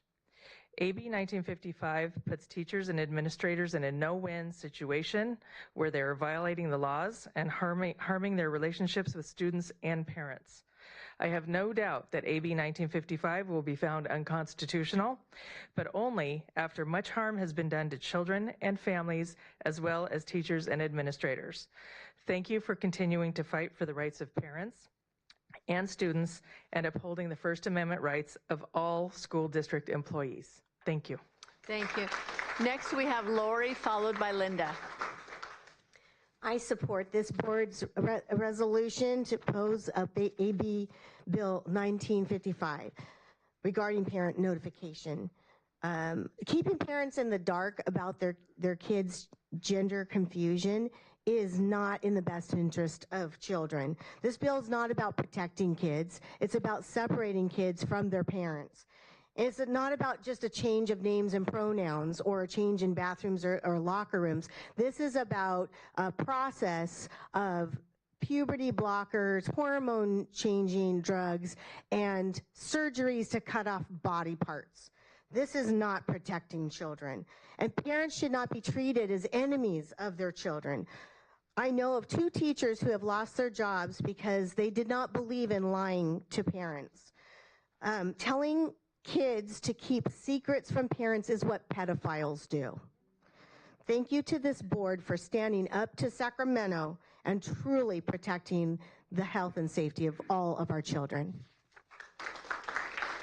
Next is Linda, followed by Florita. I'm here also in full support of the resolution that you're going to be talking about and the legal action that hopefully you will take. I thank you, and many of my community members up here in Yorba Linda, thank you for standing up to Sacramento. I really want to underscore something about this bill that is quite frightening to me. The greatest threat in this bill is it gives protective cover to any staff member on a school campus to, shall we say, come alongside a child and guide and direct and affirm that child in the direction of transgenderism. Lori has already talked to you about what that involves. It begins with pronouns, it ends with surgeries. This bill would not allow any kind of action to be taken against any teacher who chooses to affirm, guide, and direct a child. This means we may have to put warning labels on our public schools until we can get legal action to overturn this odious law. It's going to take some time, but if we can just get the message out, parents, you need to be very cautious about sending your children to any public school where they might come in contact. All it takes is one individual. Finally, there are so many people who will say, this doesn't happen. It's not happening. I am telling you that it did happen. It happened in my own backyard and in my own school district. I have the letter to prove it. Thank you for what you're doing. Thank you, Linda. Florida, followed by Robert. Thank you, Board, for supporting us parents and the public for safeguarding us against this horrible AB 1955. I come to you as a parent of a transgendered child who was graduated and indoctrinated within the Orange Unified School District, and am still suffering from a broken family as a result. So I'd like to provide the public with a few data points on why parents should be notified about gender identity, and this relates to practices that are done outside of what we would consider traditional sexual education. Since 1999, California has passed 10 laws requiring educating children in grades K through 12 about homosexuality, bisexuality, and transsexuality. Among them include bills such as SB 777, passed in 2007, that made it a law to teach that gender is a matter of choice. SB 543, passed in 2010, allowing staff to take children 12 and older in public schools off campus for counseling sessions with no parental notice or involvement. And SB 118, passed in 2010, stating that California public schools must teach in social studies admiration of individuals based on their homosexual or transgendered status.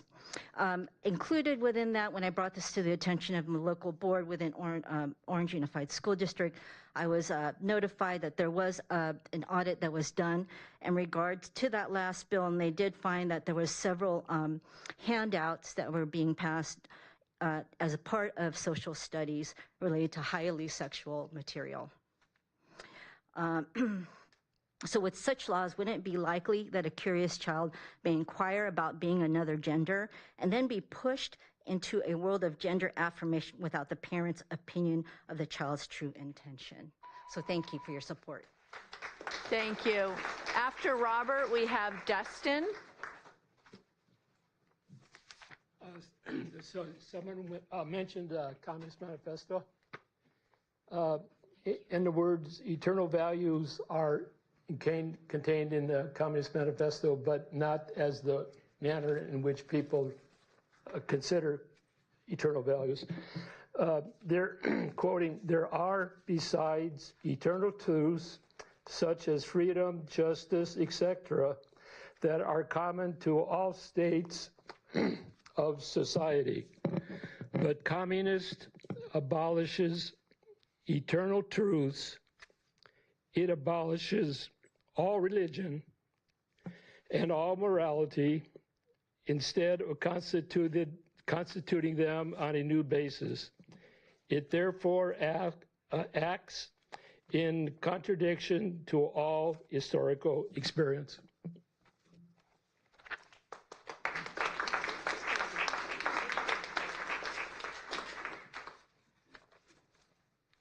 Okay, after Dustin, we have Hannah. Good evening. My name is Dustin Nguyen, and I'm a youth pastor at Irvine United Congregational Church. We're proud to have been the first church in Orange County to be a safe harbor for LGBTQ people. We support AB 1955, already passed into law, which prohibits forced outing policies in schools and provides a safe learning environment for queer students. We oppose tonight's resolution opposing AB 1955. And I've never actually read the Communist Manifesto, but I have read the Bible. Words have the power to create or destroy. God said, "Let there be light," and there was light. Adam gave every living creature a name, and that was its name. As followers of Jesus of Nazareth, we honor the names and pronouns that queer students wish to be called, and we honor what God calls them, God's beloved children, made in God's image. Amen. After Hannah, we have Guy. I'm Hannah Miyamoto, JD, MA, MS, BA, BS, AA. My psychological diagnosis include attention deficit disorder, generalized anxiety disorder, post-traumatic stress disorder. These are all due to years of unredressed physical abuse in public and private schools from 73 to 79, And the motivation justification for this was that I was perceived to be an effeminate gay boy. Yes, I was born a boy. Actually, I had a case of partial androgen sensitivity syndrome, in which when other boys were developing into men, I was basically maturing into a woman. The consequences of years of unskilled trauma left me unemployable. And while my parents were alive, I relied on them for support nearly all my life. Presently, with a gross income of less than $4,000 a year, I survive public assistance and the inheritance my mother left me when she died 3 years ago. As a survivor of years of abuse in school, I was elated when AB 1955 became law. The duty of the state to protect the interests of a child is paramount, and no parental or institutional interest can supersede those of a defenseless child.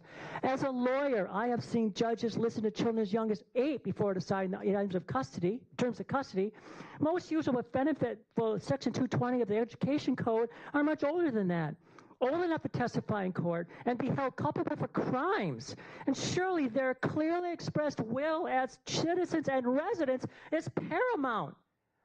Finally, with juries awarding millions of dollars to youth and young adults who suffered wrongfully as I did, you should be grateful for the shield that Section 220 offers you to retain information that you are now prohibited from disclosing.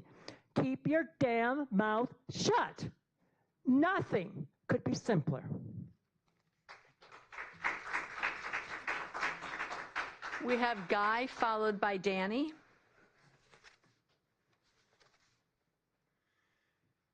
Yes, I just don't believe, haven't really prepared much, but I don't believe that the schools should have a legal right to counsel the children on sexual, their sexual preferences.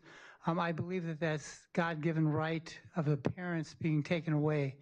And I remember the 7 mountains of influence are family, religion, education, entertainment, media, business, and government.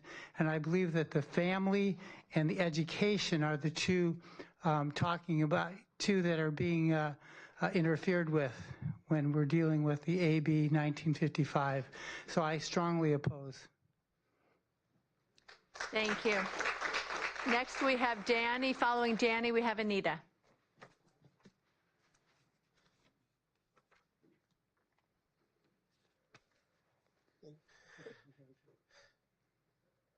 It's hard for me to talk, especially when I feel like crying.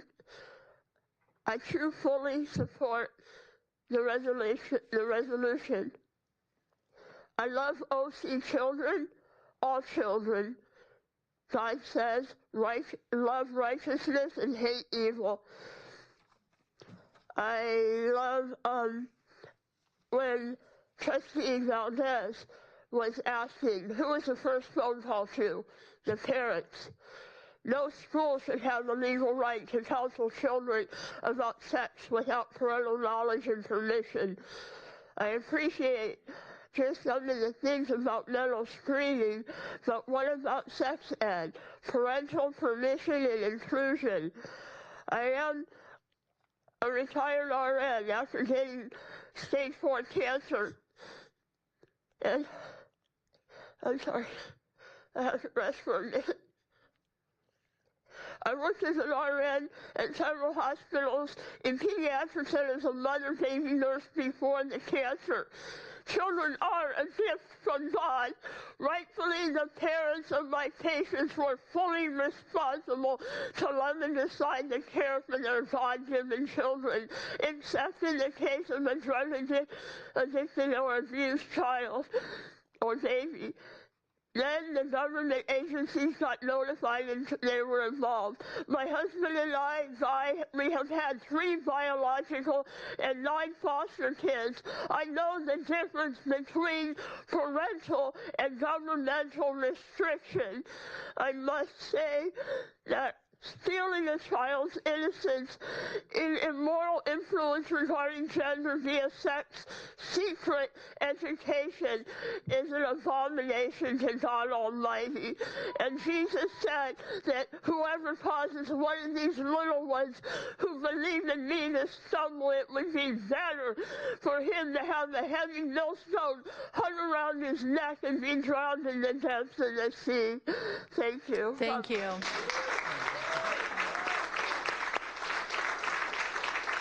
Following Anita, we have Bill.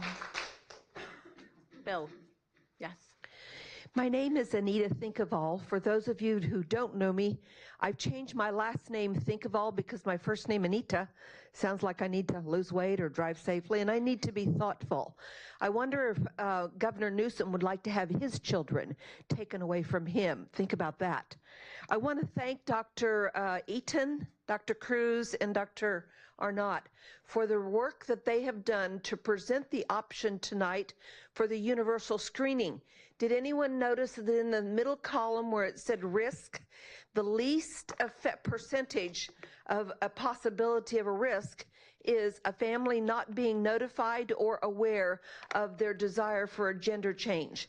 I wonder if we put more attention, like we brush our teeth to avoid cavities, if we put more attention to encourage parents to be aware and respectful if their children have some issues. Because I believe that 1955 is a horrible thing.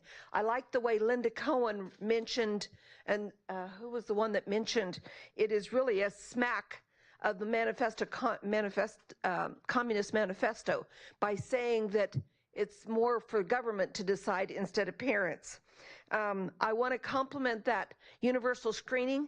That universal screening could detect the things that the supposedly 1955 is needed for.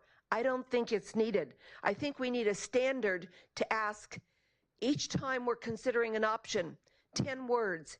Is this the best option for all affected by it? So when we're looking at 1955, that's not a good option for parents. So it goes out the door and or gets flushed down the stool. And we use the words of my last name, think of all. It's really an elementary application of the golden rule. So if we use that question when we're deciding on something, 1955 would not be possible. But still, let's send a letter to Governor Newsom, ask him if he'd like to have his kids transitioned without his awareness. Thank you, Anita. We have Bill, followed by Michelle. Good evening, board. My name is Bill Masters. I want to talk to the dads out there. I'm going to point at the camera, okay? You have no idea what's going on here. I want to talk, like I said, I want to talk directly to the camera. You think you have your kids under control? You don't, okay? They're not under control, all right? And the only way to get in control is be involved in their lives. We have Governor Newsom, okay, good old Governor Newsom. He's taking your parental rights away. And if you think not, you can look at the East Coast. Medical procedure. An injection on a child is a medical procedure, all right? Do you want your kids getting vaccinated with God knows what? I don't think so. It's not a good idea. Let's see. Who knows your children better, you or the schools? Okay? Stand up. Dads, stand up. Get off the sofa. Show up down here, all right? And start supporting your children, all right?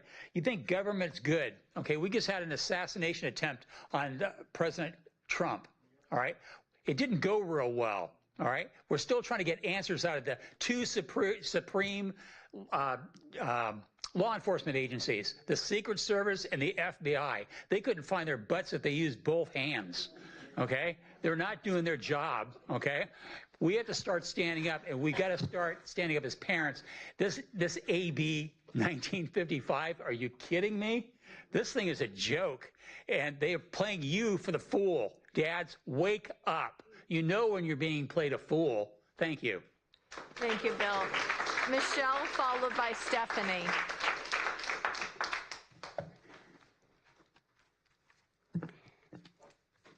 Good evening, distinguished board members and Superintendent Bean. My name's Michelle O'Brien. I'm a 30-plus year resident of Orange County. I'm a mom, a grandma, and a taxpayer. I'm speaking in support of the board to oppose AB 1955 regarding parent notification. It's never okay for schools to keep secrets from parents. Also, it's never okay for teachers to be forced to lie to parents. Some have lost their jobs, some have sued and won against the schools for firing them for refusing to lie to parents. Excuse me, and many of the teachers and staff say, this is against my morals, my values, my principles, my religion, and government doesn't have the right to dictate how, what my morals are. And it also penalizes the teacher's First Amendment rights to be able to speak to parents openly. The bill that Governor Newsom signed is unconstitutional at both levels, state and federal. And even our Attorney General Bonta said that this is not enforceable because it's not constitutional. Thank you all for standing up for our parental rights. We appreciate you. Thank you. After Stephanie, we have Sharon on deck. Great. Good evening, members of the board, Superintendent Bean. My name is Stephanie Camacho Van Dyke, and I'm the Senior Director of Advocacy and Education at the LGBTQ Center OC. Today, I'm here to address tonight's agenda that seeks to respond to AB 1955 or the Safety Act. If you read the law carefully, one aspect of the Safety Act provides much needed support and resources for parents and families to help them navigate the complexities of understanding and accepting their child's gender identity or sexual orientation. It does not keep parents in the dark about their child. Instead, it empowers parents and families to work towards acceptance and care, ultimately fostering a more inclusive and supportive environment for their LGBTQ children. If anything, the Safety Act prevents politicians and local governments from inappropriately intervening in family matters and asserting control. We must do better. You all must do better in support of queer kids as well as their families, respecting queer kids and their families, and supporting their right to safety and well-being while at school. Thank you for your time. After Sharon, we have Charlene on deck. Hi, my name is Sharon McDougall. I'm a mother of 2 children, and I just wanted to tell all of you how much I appreciate all you are doing. You are bravely standing up against Sacramento, Goliath, David and Goliath here. And I just want to say ditto to many of the speakers. You took a lot of my talking points, so I'm not going to go into that.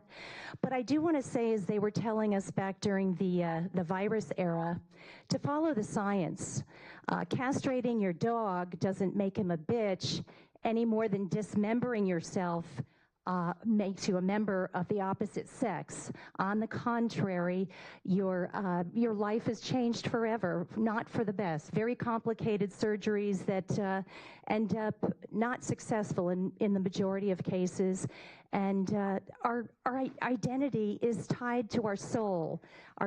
So my message to parents out there who are raising their children is to, help your children find who they are, created in the image of a loving God who loves them just the way they are, and nurture them through the fantasy land and help them to see reality.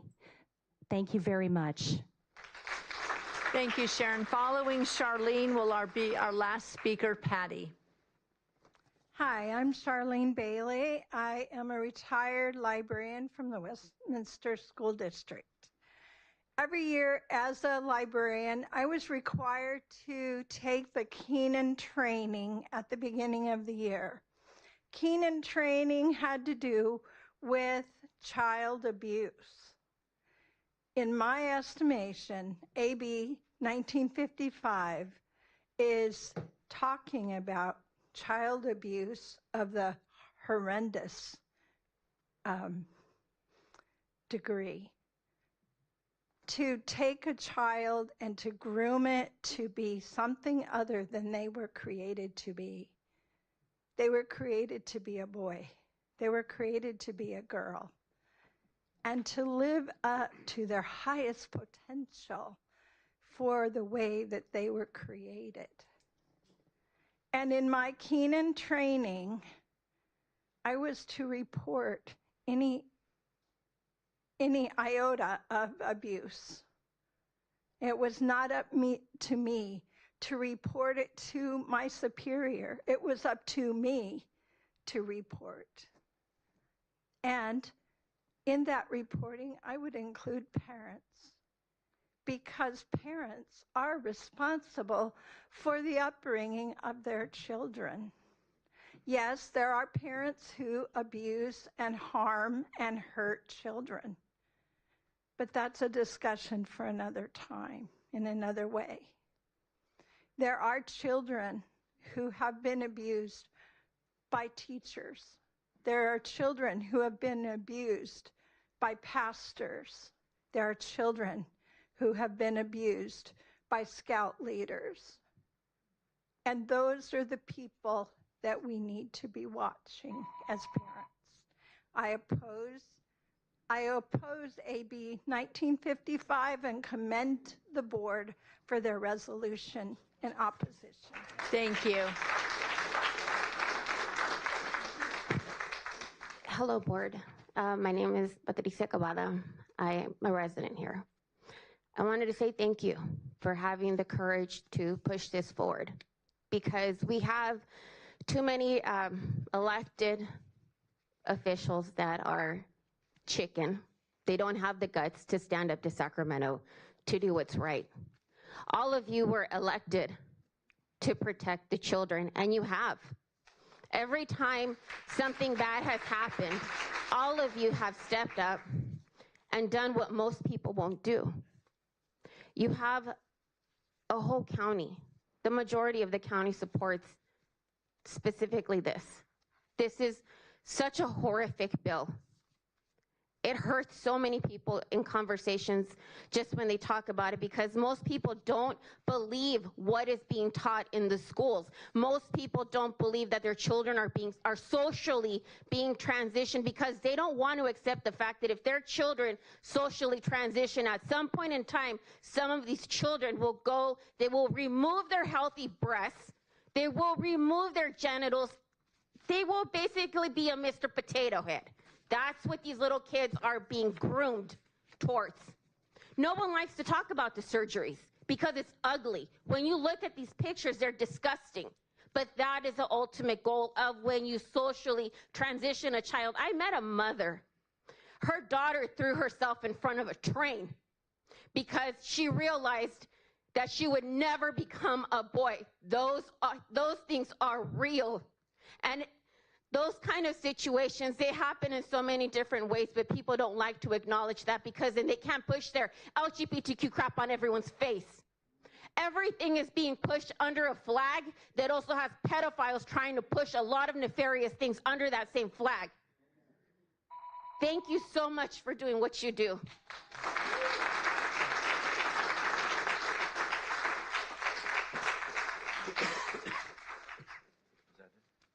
Okay, that's it as far as public comments. Now returning to item number 10. By the way, thank each and every one of you who spoke up and shared with us your thoughts. Moving to resolution opposing Assembly Bill 1955, item number 10 on our agenda. I'm going to look to my right to Trustee Valdez. Since you are the maker of this resolution, would you like to make the motion? You want to edit it, right? I want to make it.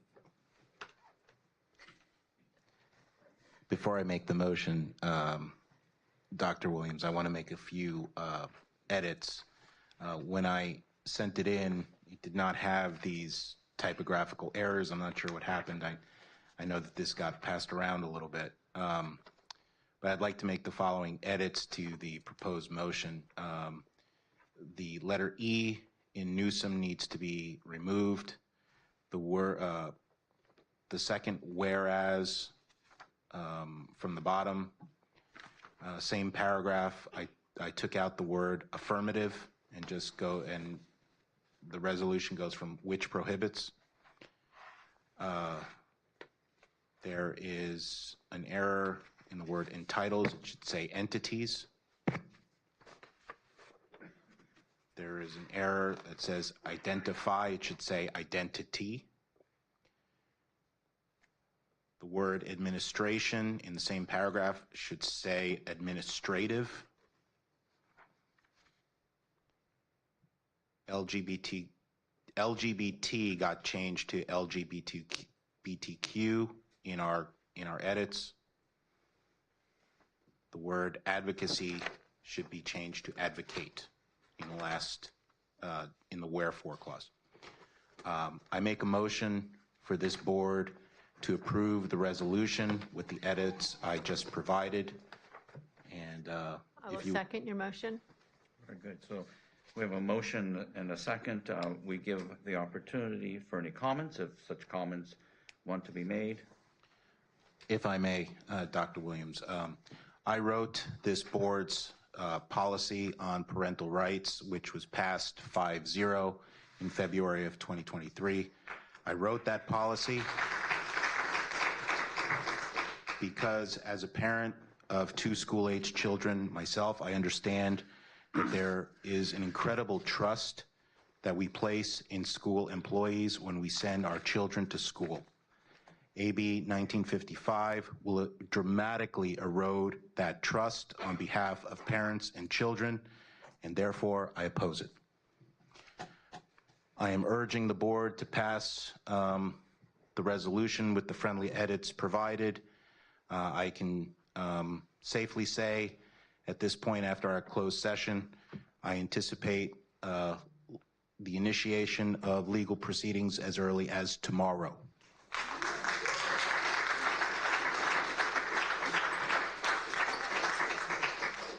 Thank you, Trustee Valdez. Any other comments? You want to just go in order? Go ahead. Go ahead, Tim. No, ladies first.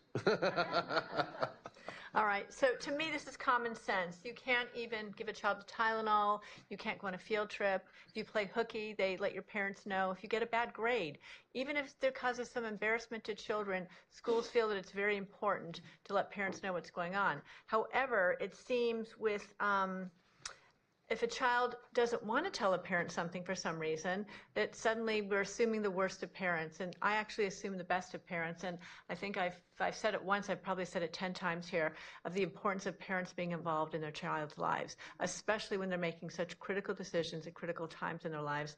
And I'm so against lying. You know, to teach a child to lie to their parents, to suggest that a teacher lie to parents, it's just not what we should be teaching our children. So I feel strongly about that. I've discussed it many, many times, and I do believe the federal Constitution is in agreement with me. So I'm happy about that. I also just want to read some comments.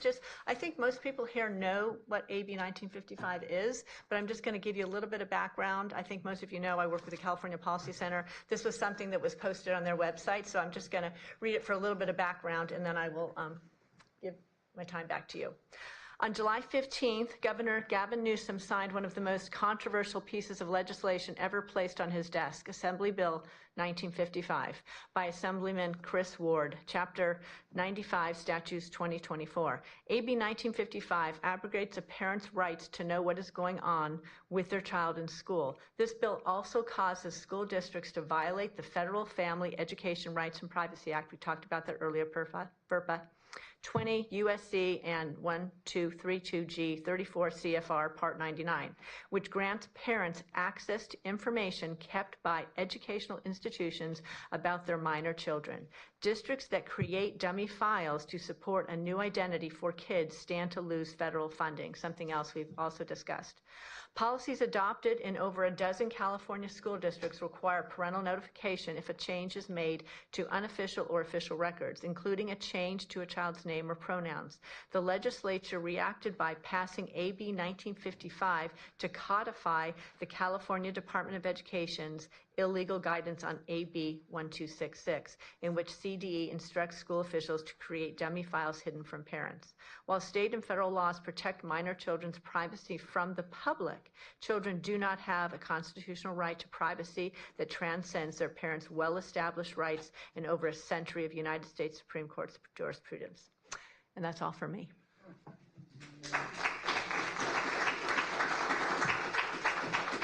Thank you for reading that into the record. Tim, do you have some comments? Yes, please. Thank you. First off, I want to make sure you guys got all those amendments. That wasn't overwhelming? Okay. I want to draw an analogy. I heard a debate on TV. They were talking about a First Amendment, free speech, and someone made the point, it's real easy to give free speech rights to people you agree with. The question is, do you give free speech rights to people you disagree with, right? That's often the rub there. And I'm kind of using that analogy here in a little bit when it comes to this. So we'll probably hear people who say that they believe in local control. And in fact, when you look at our state legislature, I'll bet many, if not the vast majority, of those people had served on a school board, a city council, a county board of supervisors, some local office prior to the state legislature. And I'll bet most of them at some point in their life had expressed the idea of local control. They support local control. But the question is, do you support local control if the local government is doing something you don't agree with, right? That's sort of the rub. In this case, we had the Chino Valley Unified School District that adopted a policy that they were going to tell the parents if one of the students there had changed genders. So what did our legislature do? They passed a statewide law prohibiting that from taking place. So, I do have the privilege of teaching American government at a community college level, and I'm always, trying to impress upon my students that one of the great things about the American system of government is the concept of federalism. We have 50 state laboratories out there, if you will, of policy, and different states do things differently, and you can kind of see what works here, what doesn't work, and that's a great way that we have learned as a country over the years. And even within our large state of California, we have 58 counties. Do you guys know this? 482 cities, 977 school districts, right? So we have almost 40 million residents in the state of California, and within those 58 counties, 482 cities, 977 school districts, things are going to probably work a little bit different, and that's the whole concept of local control. That's why we hold local elections. But what happens if a local government, like in this case Chino Valley, enacts a policy that the prevailing thought process in Sacramento doesn't agree with? Well, they just say no local control and try to stomp it out. So I think that's really unfortunate. There's going to be, obviously, San Francisco is going to do things a little bit differently than maybe Orange County or versus Riverside County or San Bernardino County versus Los Angeles County. We just have different ways of thinking about things. So I appreciate the people that came tonight, and obviously there are sharp opinions even in this room on both sides of the issue, and I respect everybody, and I do think that everybody is well intentioned and in trying to do what they as they see fit. But that's sort of why we need to have some space for local control in this area, where we can have a little bit different policy around the state. I also wanted to read something into the record. There is some polling out there on this question, so majorities come, majorities go, but at least in the polling I read, 84% of California likely voters would support a law requiring parents to be notified of a major change in their child's physical, mental, or emotional health or academic performance. 69% of California likely voters support schools notifying parents of the child if the child requests to be identified or treated as a gender that does not align with their biological sex. And 71% of California likely voters, and the way that breaks down, 60% of Democrats, 84% of Republicans, and 70% of independent voters believe that a person must be 18 years old to be mature enough to make important life decisions on their own. So I see this as supporting Orange County parents and our most vulnerable children. So I will be supporting it. Thank you. Very good. Dr. Sparks. Yes, thank you. Well, I have the privilege of teaching a variety of courses in higher education at the university level, from theory and research to courses in persuasion and issues dealing with the First Amendment, particularly issues of free speech. And in fact, as much as we don't like it, hate speech is free speech, right? It is the core of free speech and the First Amendment. As someone with 30 years plus experience in higher education, I might understand that allowing college-age students to make some adult decisions would be okay. Some, maybe not all, adult decisions. However, AB 1955 has no age limit. This legislation applies to all children in California public schools, including preschoolers and kindergartners. To me, it simply defies logic that 3, 4, 5-year-olds even can make a decision that can impact the rest of their lives without their parents being informed or involved. And so I will leave it at that. Thank you. Very good. Great points. Great points, and I'm very proud, damn proud of my board with our positions, our moderation and seriousness of governance and the decisions that we make. I want to thank each and every one of you for that. I admire your care for the children and for the mission that we're engaged in. Okay, so we have a motion and a second. Any further dialogue? Okay, barring none, all those in favor say aye. Aye. Aye. Opposed? None. The motion passes 5-0.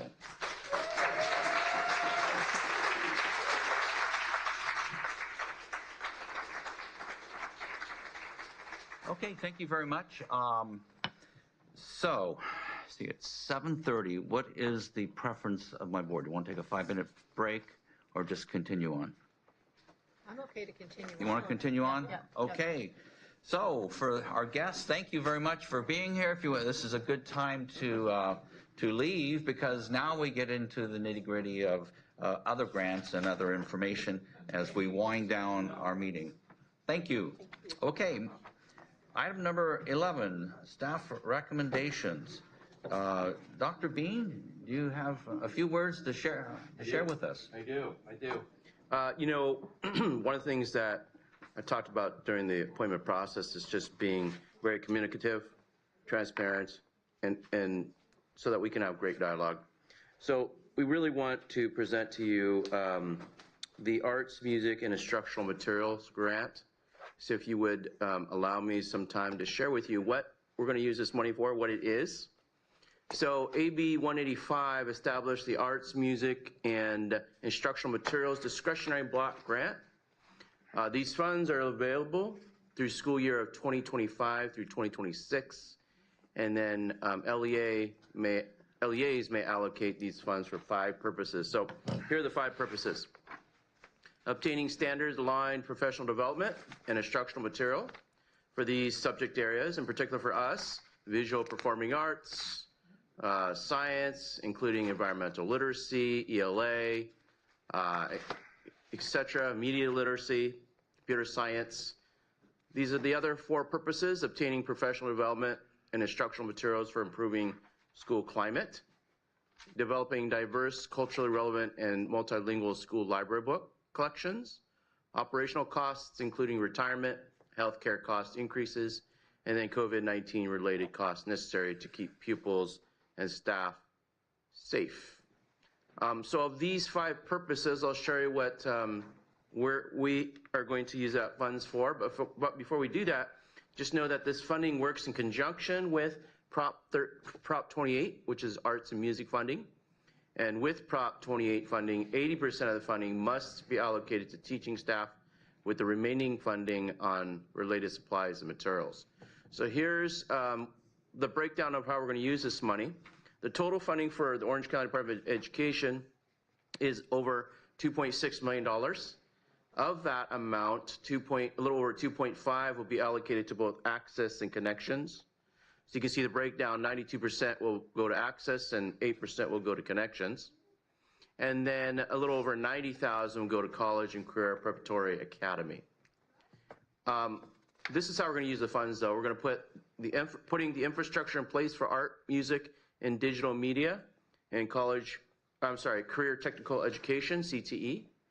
And then the hiring and ongoing funding that we will be utilizing through Prop 28 dollars will support the coordinator, which will drive the work for the expansion of the digital media using Spider Labs. And I've actually visited our Spider Labs, really amazing labs. If you guys get the opportunity, please join me and see the amazing work that the kids and what they produce in these Spider Labs.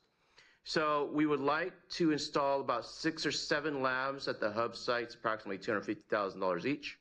And the funding will provide supplemental materials and supplies, art materials and musical instruments, and contracting out with outside agencies to provide direct art and music instruction. So we're asking that you approve this grant for this evening. Thank you for sharing all that information. It's the most I've heard lately about a grant, and it's wonderful to have you explain it, and it's now easy to approve. Yeah, thank you. Thanks to our staff for helping write that up. Very good. Okay, so moving on to, that was the presentation number 11, moving on to item number 12, which is the actual approval of this block grant. I'll make a motion to approve. I'll second. I just love it how you guys are making decisions before I even get the opportunity. We're moving it along. Yep, I sense that. I got it. Okay. So we have a motion and a second. Any discussion? I think that was an excellent explanation. Thank you very much, Dr. Bean. We hope that you'll be able to do this more often. We will. We appreciate the dialogue and discourse. So barring no further discussion, all those in favor say aye. Aye. Opposed? Motion passes 5-0. Okay, moving on to item number 13, which is receiving the dashboard for access and connections and juvenile hall and our CHEP program. So it's number 13. Is this a presentation, Renee? Or is it just, You're just receiving. Receiving it. So there's no vote or anything like that. Okay, very good. And this comes from Annalee, so thank you very much, Annalee. Okay, so we've received any questions and input? Okay, barring none, let's go on to number 14, which is the dashboard for college and career, the prep and career academy. And again, this is from Annalee, and everyone's looked at it. Okay, very good. Barring no further discussion, we'll move on to information items, and that's under communications and information. And Renee, Dr. Bean? Yes, I will start first. Okay. So, you do see the first item is about the salary increases we've had over the last few months. And so these are most of them through promotions or reclassifications. And so you can see those dollar amounts there. The other thing we have for your information, as I find my folder again, is our next deadline is board meeting is September 4th. Is September 4th, and so the submission for deadline is August 21st, and the board packet delivery is August 30th. The office is closed on September 2nd for Labor Day. And then in your red folders, you have the PowerPoint from Dr. Eaton, and then also we had a revised resolution, so we'll make those other revisions. And then you also have the 2 PowerPoints is what we included in there. And then I think Dr. Bean. All right. Okay, so it is my turn to give the superintendent announcement or report. I plan to do this every board meeting. One of the changes I've made is that I am including our cabinet to report to me some of the things that we're doing, and so that I can report to you, so that you have just a picture and overview of the kind of work that we're doing in leadership at the department. So we've talked a lot about, in the appointment process, my why, right? And so we want to start with our why, and I had the privilege of actually meeting with our staff yesterday. We had probably over 400 people, and we try to do these quarterly staff meetings. I shared a lot about my why, but also shared about how we will do this work and what we'll do. And so I'm going to share with you the how part. How we will work, or how the work will be done, is first by supporting and continuing serving our 29 school districts. We have 28 school districts, but we call Access and Connection our 29. So my priority, and I've met with over 13 superintendents, I think about 13 superintendents, and I've shared with each of them that my priority is to continue supporting and serving them. And I would say that in my 5 weeks at Orange County Department of Ed, we do that very well in many ways. The what part, we do very well. But I really want us as a department to lead with head, heart, and path in mind. And so I have this mantra, and that is we serve the people that serve the students. So oftentimes, you'll find in leadership, you could certainly have a top-down mentality. I don't have that mentality. I think our staff is starting to understand that how I work is that we actually serve the people in our department that serve our children. And so we need to serve them well. And how do we serve them well? We care for them. We're transparent with them. We're communicative and collaborative. And that's our intention with this board as well, because this work is very messy, as you can see in the discussions, the topics that we talked about tonight. So that's the how. So what is the what that will be done in my first 100 days? It's been over 30 days now. My plan is to meet with all 28 superintendents, all of our directors and above here at the department, all access and connection school sites. So in my first 100 days, all of those things will occur. You should probably see my calendar, and there's poor Darla. I mean, there's hardly any space in it at all. The next thing, big thing before the 100 days finishes is to evaluate, I'm not calling it properly, but it's our compensation study. What is it specifically called? Classification and compensation study that was done. The report will come out in about a month. We're going to share with you the themes from that study. But I'm also doing a climate and culture study internally and with our stakeholders. So I have our continuous improvement team working directly with the superintendent's office to put together these internal culture and climate surveys that hasn't been done in about 4 years. So we want to get a temperature check and a culture check of what's going on in our school, in our department.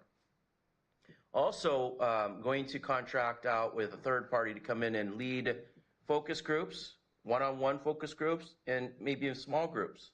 The reason why we're going to outsource that is so that our staff feels that they can be transparent, open, and honest with the interviewer. I'm going to collect that data. The purpose for collecting all of this data, to triangulate this data, is then to analyze how we do our work.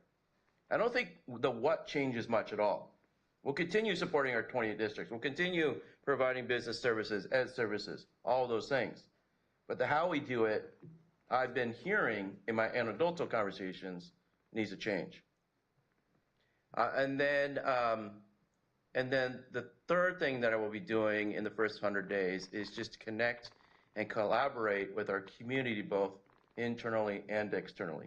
So I've had the opportunity of meeting many educational partnerships. This morning I was with Los Amigos, and in the past 5 weeks, just many different partnerships that this department has an influence across Orange County. We've existed over 100 years, and we're truly embedded in the work that we do at a county level. So I want to continue those connections and those collaborations. So any questions about that before I go into the general counsel interview process? No, thank you. Thank you. All right, awesome. All right, so we want to give you an update on where we are with the general counsel process. We've looked through applications. Renee and I are narrowing it down.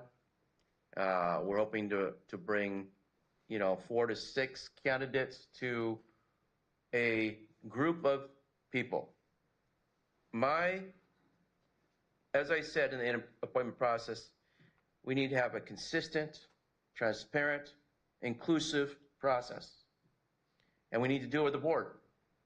And we need to find general counsel jointly, because eventually we want that general counsel to represent both the board and the superintendent's office and department. So as you can see here, we've got August 22nd is the date for our first round of interviews. We will have 2 panels in that first round of interviews. So the candidate will go to panel A for 30 minutes, and then they'll go to panel B for 30 minutes. And you can see the makeup of each of those panels. We're including 2 board members. Each panel will have 2 board members, 2 district superintendents, so those are the external stakeholders I'm talking about, 1 cabinet member from my team, 3 Orange County Department of Ed team members, which is like amazing that we're actually including Orange County Department of Ed staff, general staff. That's great. Particularly those staff that would need legal services, right? So panel A and B will include those, and so please mark on your calendar. Renee will be in touch with you, but August 22nd at 3 p.m. It actually should only take anywhere between 2 to 4 hours, all right? I think it'll take around 2 hours. And then the interviews will include a debrief with me coming in and recommendations for advancement for those candidates for the next round. So the next round will then take place the next day. And again, that will be a smaller panel because we've already included many of the stakeholders in panel A and B. The second round will include 2 board members, 1 district superintendent, 1 cabinet member, and myself. By the way, in panel A and B, Orange County Department of Ed team members includes actually the legal services staff. So we're going to have their voice in it because they're most impacted by this decision. So that's how you see that. And then, of course, the final candidates will be with me and probably invite one of you guys to then just make the final decision. Now, something that needs to be said out loud is that myself, along with potentially one of you, will make the final decision. We have the deed in this whole structure of RAPID. However, these panels and members will give input, and that's what the panels are for, is to give input and feedback on what they see and hear. However, we make the final decision because we're ultimately, right, responsible for this general counsel. So that's the process. I'll pause there if you have any questions about the process, hiring process. So part of the education codes, it requires the board. So I don't think not one of the board members can make that decision for the board. That's what happened last time, Dr. Bean. And that's what led us into this litigation, in that Dr. Maharis chose 1 board member, and that board member, he said, represented us. That's not what the education code says. So I think it may be, I'll be more than happy to talk with you a little bit more from my experience of what happened last time. But that's a board decision. Yeah, let me clarify that. You're right. The final deed sits with the board and myself. Right. And the board, as you can see, is throughout the different panels. We can't have the board be in the final selection because of the Brown Act. So we could have 1 or 2 with me in that final round. But then, of course, that recommendation, whether it's the executive committee, will then take it to the board. Sure. And then the board, of course, then approves it in a public setting. Got it. Okay. You make the appointment in a public setting. Okay. I agree. Yeah. Okay. All right. Thank you for that clarification. All right. Any other questions? Okay. Very good. Is that it, sir? No, then we have some, I want to give some updates. Actually, I have you guys asked, so I'm going to give it to you. We're going to give some updates real quick. I have a quick question, Dr. B. Yeah. When that general counsel is chosen by the board and yourself, how, and perhaps this sounds a little facetious, but how much do you anticipate the board spending on outside counsel, such as Mr. Rowland, after that? It's going to go down dramatically because that's our intention. It's always been that way with county boards and superintendents, is that we have a general counsel that supports both the board and the superintendent. So once we find somebody that we mutually agree with, then there will be hardly any needs for you to have an outside counsel. There might be an occasional specialist or something like that. Sure, occasional specialist, absolutely. If you look at Ed Code, that's absolutely proper. Right, or if there's a conflict of some type. Absolutely. But the bills that you'll see and they'll go back to our general funds. So good point. We're saving money. Saving a lot of money. All right, Renee, could you give us an update on these capital facility projects? Yes, we continue with our projects long-term. And so Building B, which went through the same rehab as this building, should be completed, I think, the charter group and myself are supposed to move on Friday, fingers crossed, and the rest of the group moves through the 15th.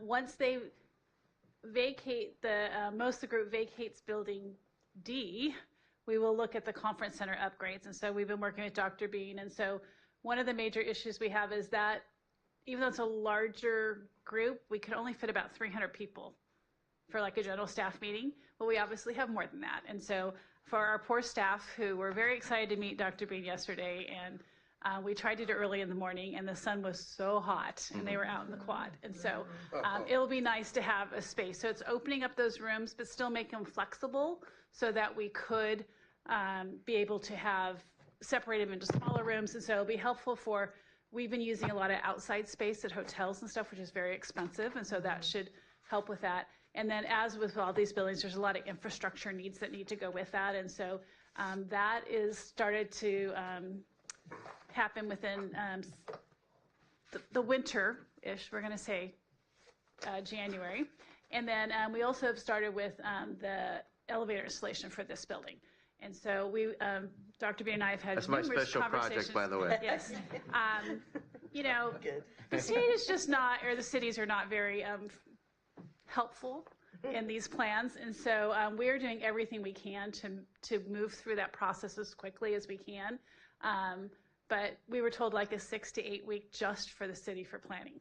So we actually have purchased the elevator already, and then we're going to continue to work the process. So we are hoping that he will have a nicer office by December to January is our goal. And I think the next one just has a picture of part of building B. And so this is mostly the ed services staff. So you can see how, we've torn all the roof off, all this, and built the new infrastructure for wiring and everything.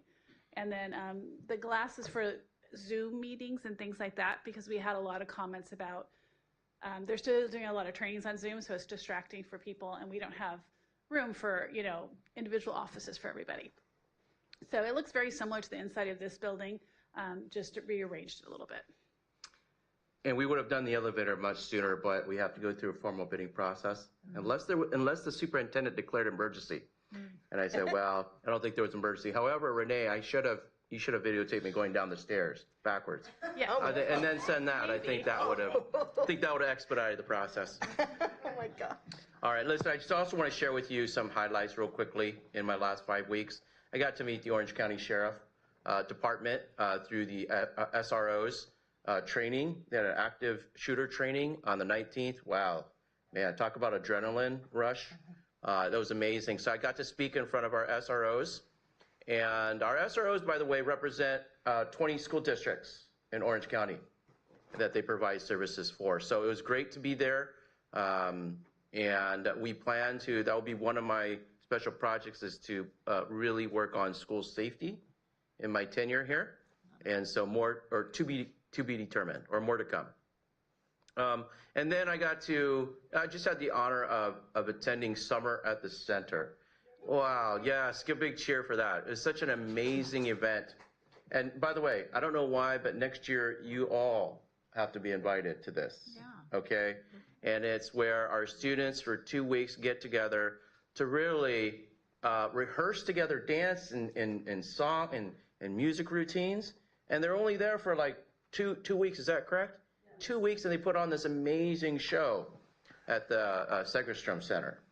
And so I was really touched, deeply moved by these 32 students and their transformation.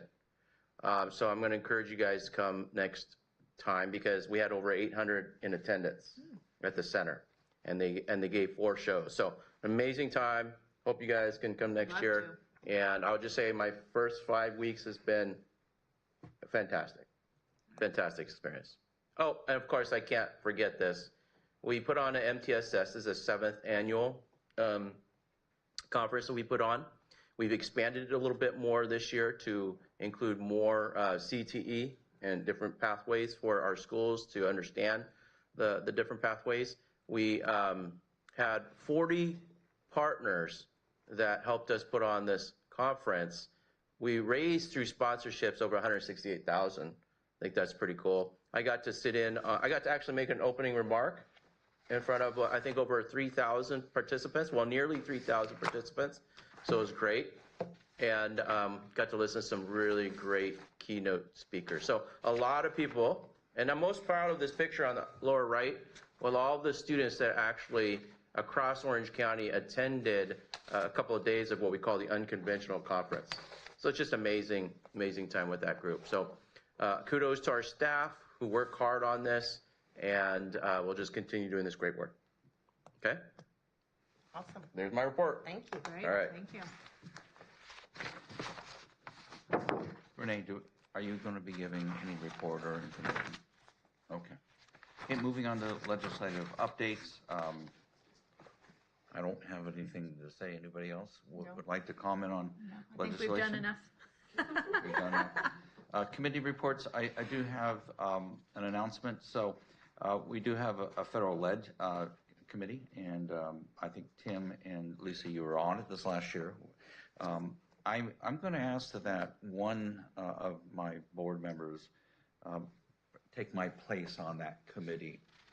I'm rather extended, and Mary wants to be on that, so we have an opening. And I think what we discussed, Ken, just to make it clear, is that it would be nice to have some continuity. So all of a sudden, if leadership changes, you know, the two new people have no idea. So if you or Tim wanted to stay on with me, then This was the federal legislation, you said? yeah. Oh, yeah, okay. Yeah, then there would be some continuity. So I don't know how much interest you guys have, if you want to fight, if you want, we want to draw straws, if you have no interest, and then Ken will be stuck with me. But anyway, I would love if one of you guys joined, because I know you've got history and Sure. I mean, so. happy to, or if you want to. I mean, I know you have a lot of programs going on, but is it something you want to do? I mean, A little bit. I was, I lived in Washington, D.C. and got my graduate degree in legislative affairs there, so that's one of my things. Whatever you guys say. I'd be happy to do it. If you want to come and talk to me later, I can. Okay. If you guys want to work it out and then tell me which one you want, that's probably the How best way about to Tim do it. takes the lead and I can be his backup? Okay, so Tim, do you want to? Sure. Okay, so Tim and Marie, you're on the new committee, the Fed Ledge. Okay, go on the board member comments. Any comments by board members? Just real quickly then, George, I'm sorry. I just want to say that I, totally unrelated to education matters, I'm really proud of my son. He is part of the ZT Baseball National Baseball Team for 8U. Wow. That little kid that you saw last month is 4'9", 100 pounds, and he's probably one of the top 10 baseball players in all of California. Wow. So. I love it. I love it. Thank you, George. Tim?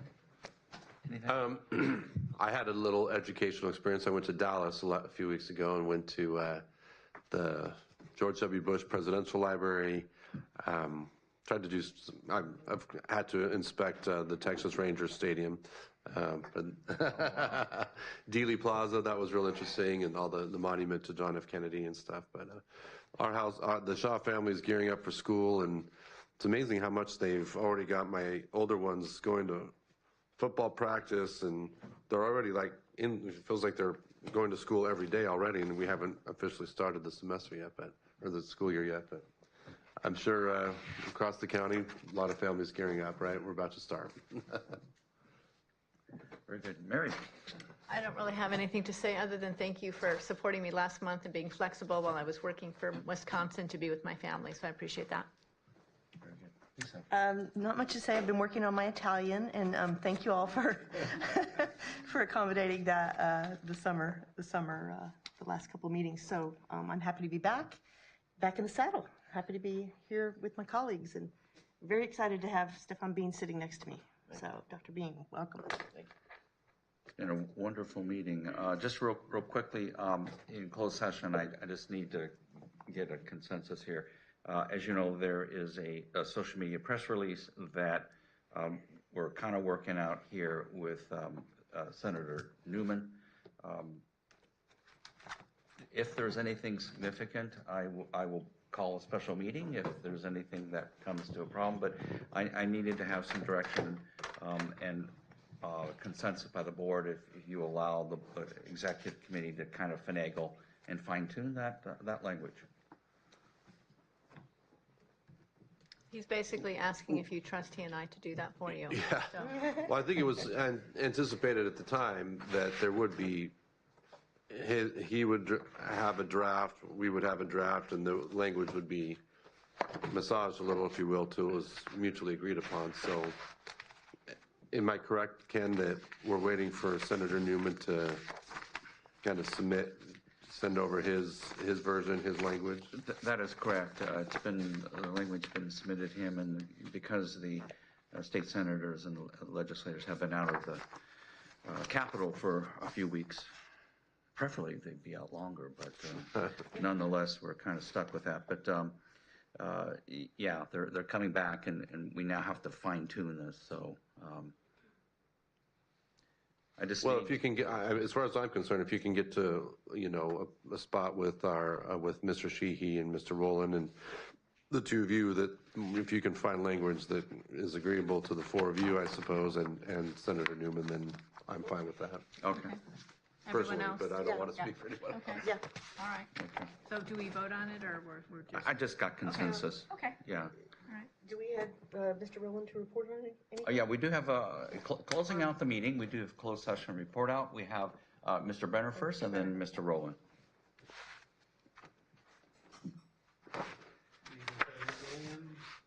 Members of the board, and Superintendent Bean, good to be with you.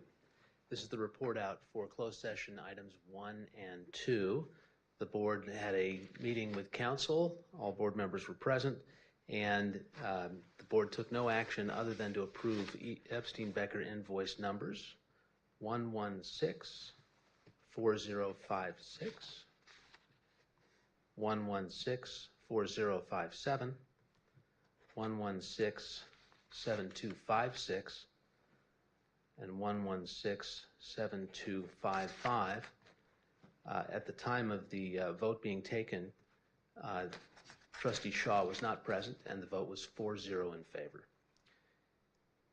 And that is the report out for closed session items 1 and 2, to be followed by the closed session items report out for 3 and 4 by Mr. Rowland.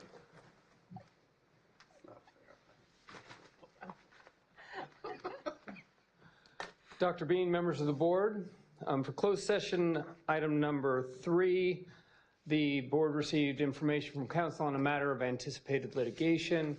No action was taken other than the approval of Nielsen Merksimer's bills. First is invoice number 275996. Second is 271981. As for closed session item number 4, the board voted 5-0 to retain Liberty Justice Center and join Chino Valley as a co-plaintiff in opposing AB 1955. On pro bono basis. On a pro bono basis. Thank you. Very good. Well, any other comments? Do you have anything you want to say, Dr. Williams? I'll keep it for next meeting that we'll have. Now, wait a minute. I'm not going to wait a month for this. What's just happened? I love it. Okay, barring no further comments, we are now done. Thank you very much, all. Appreciate it.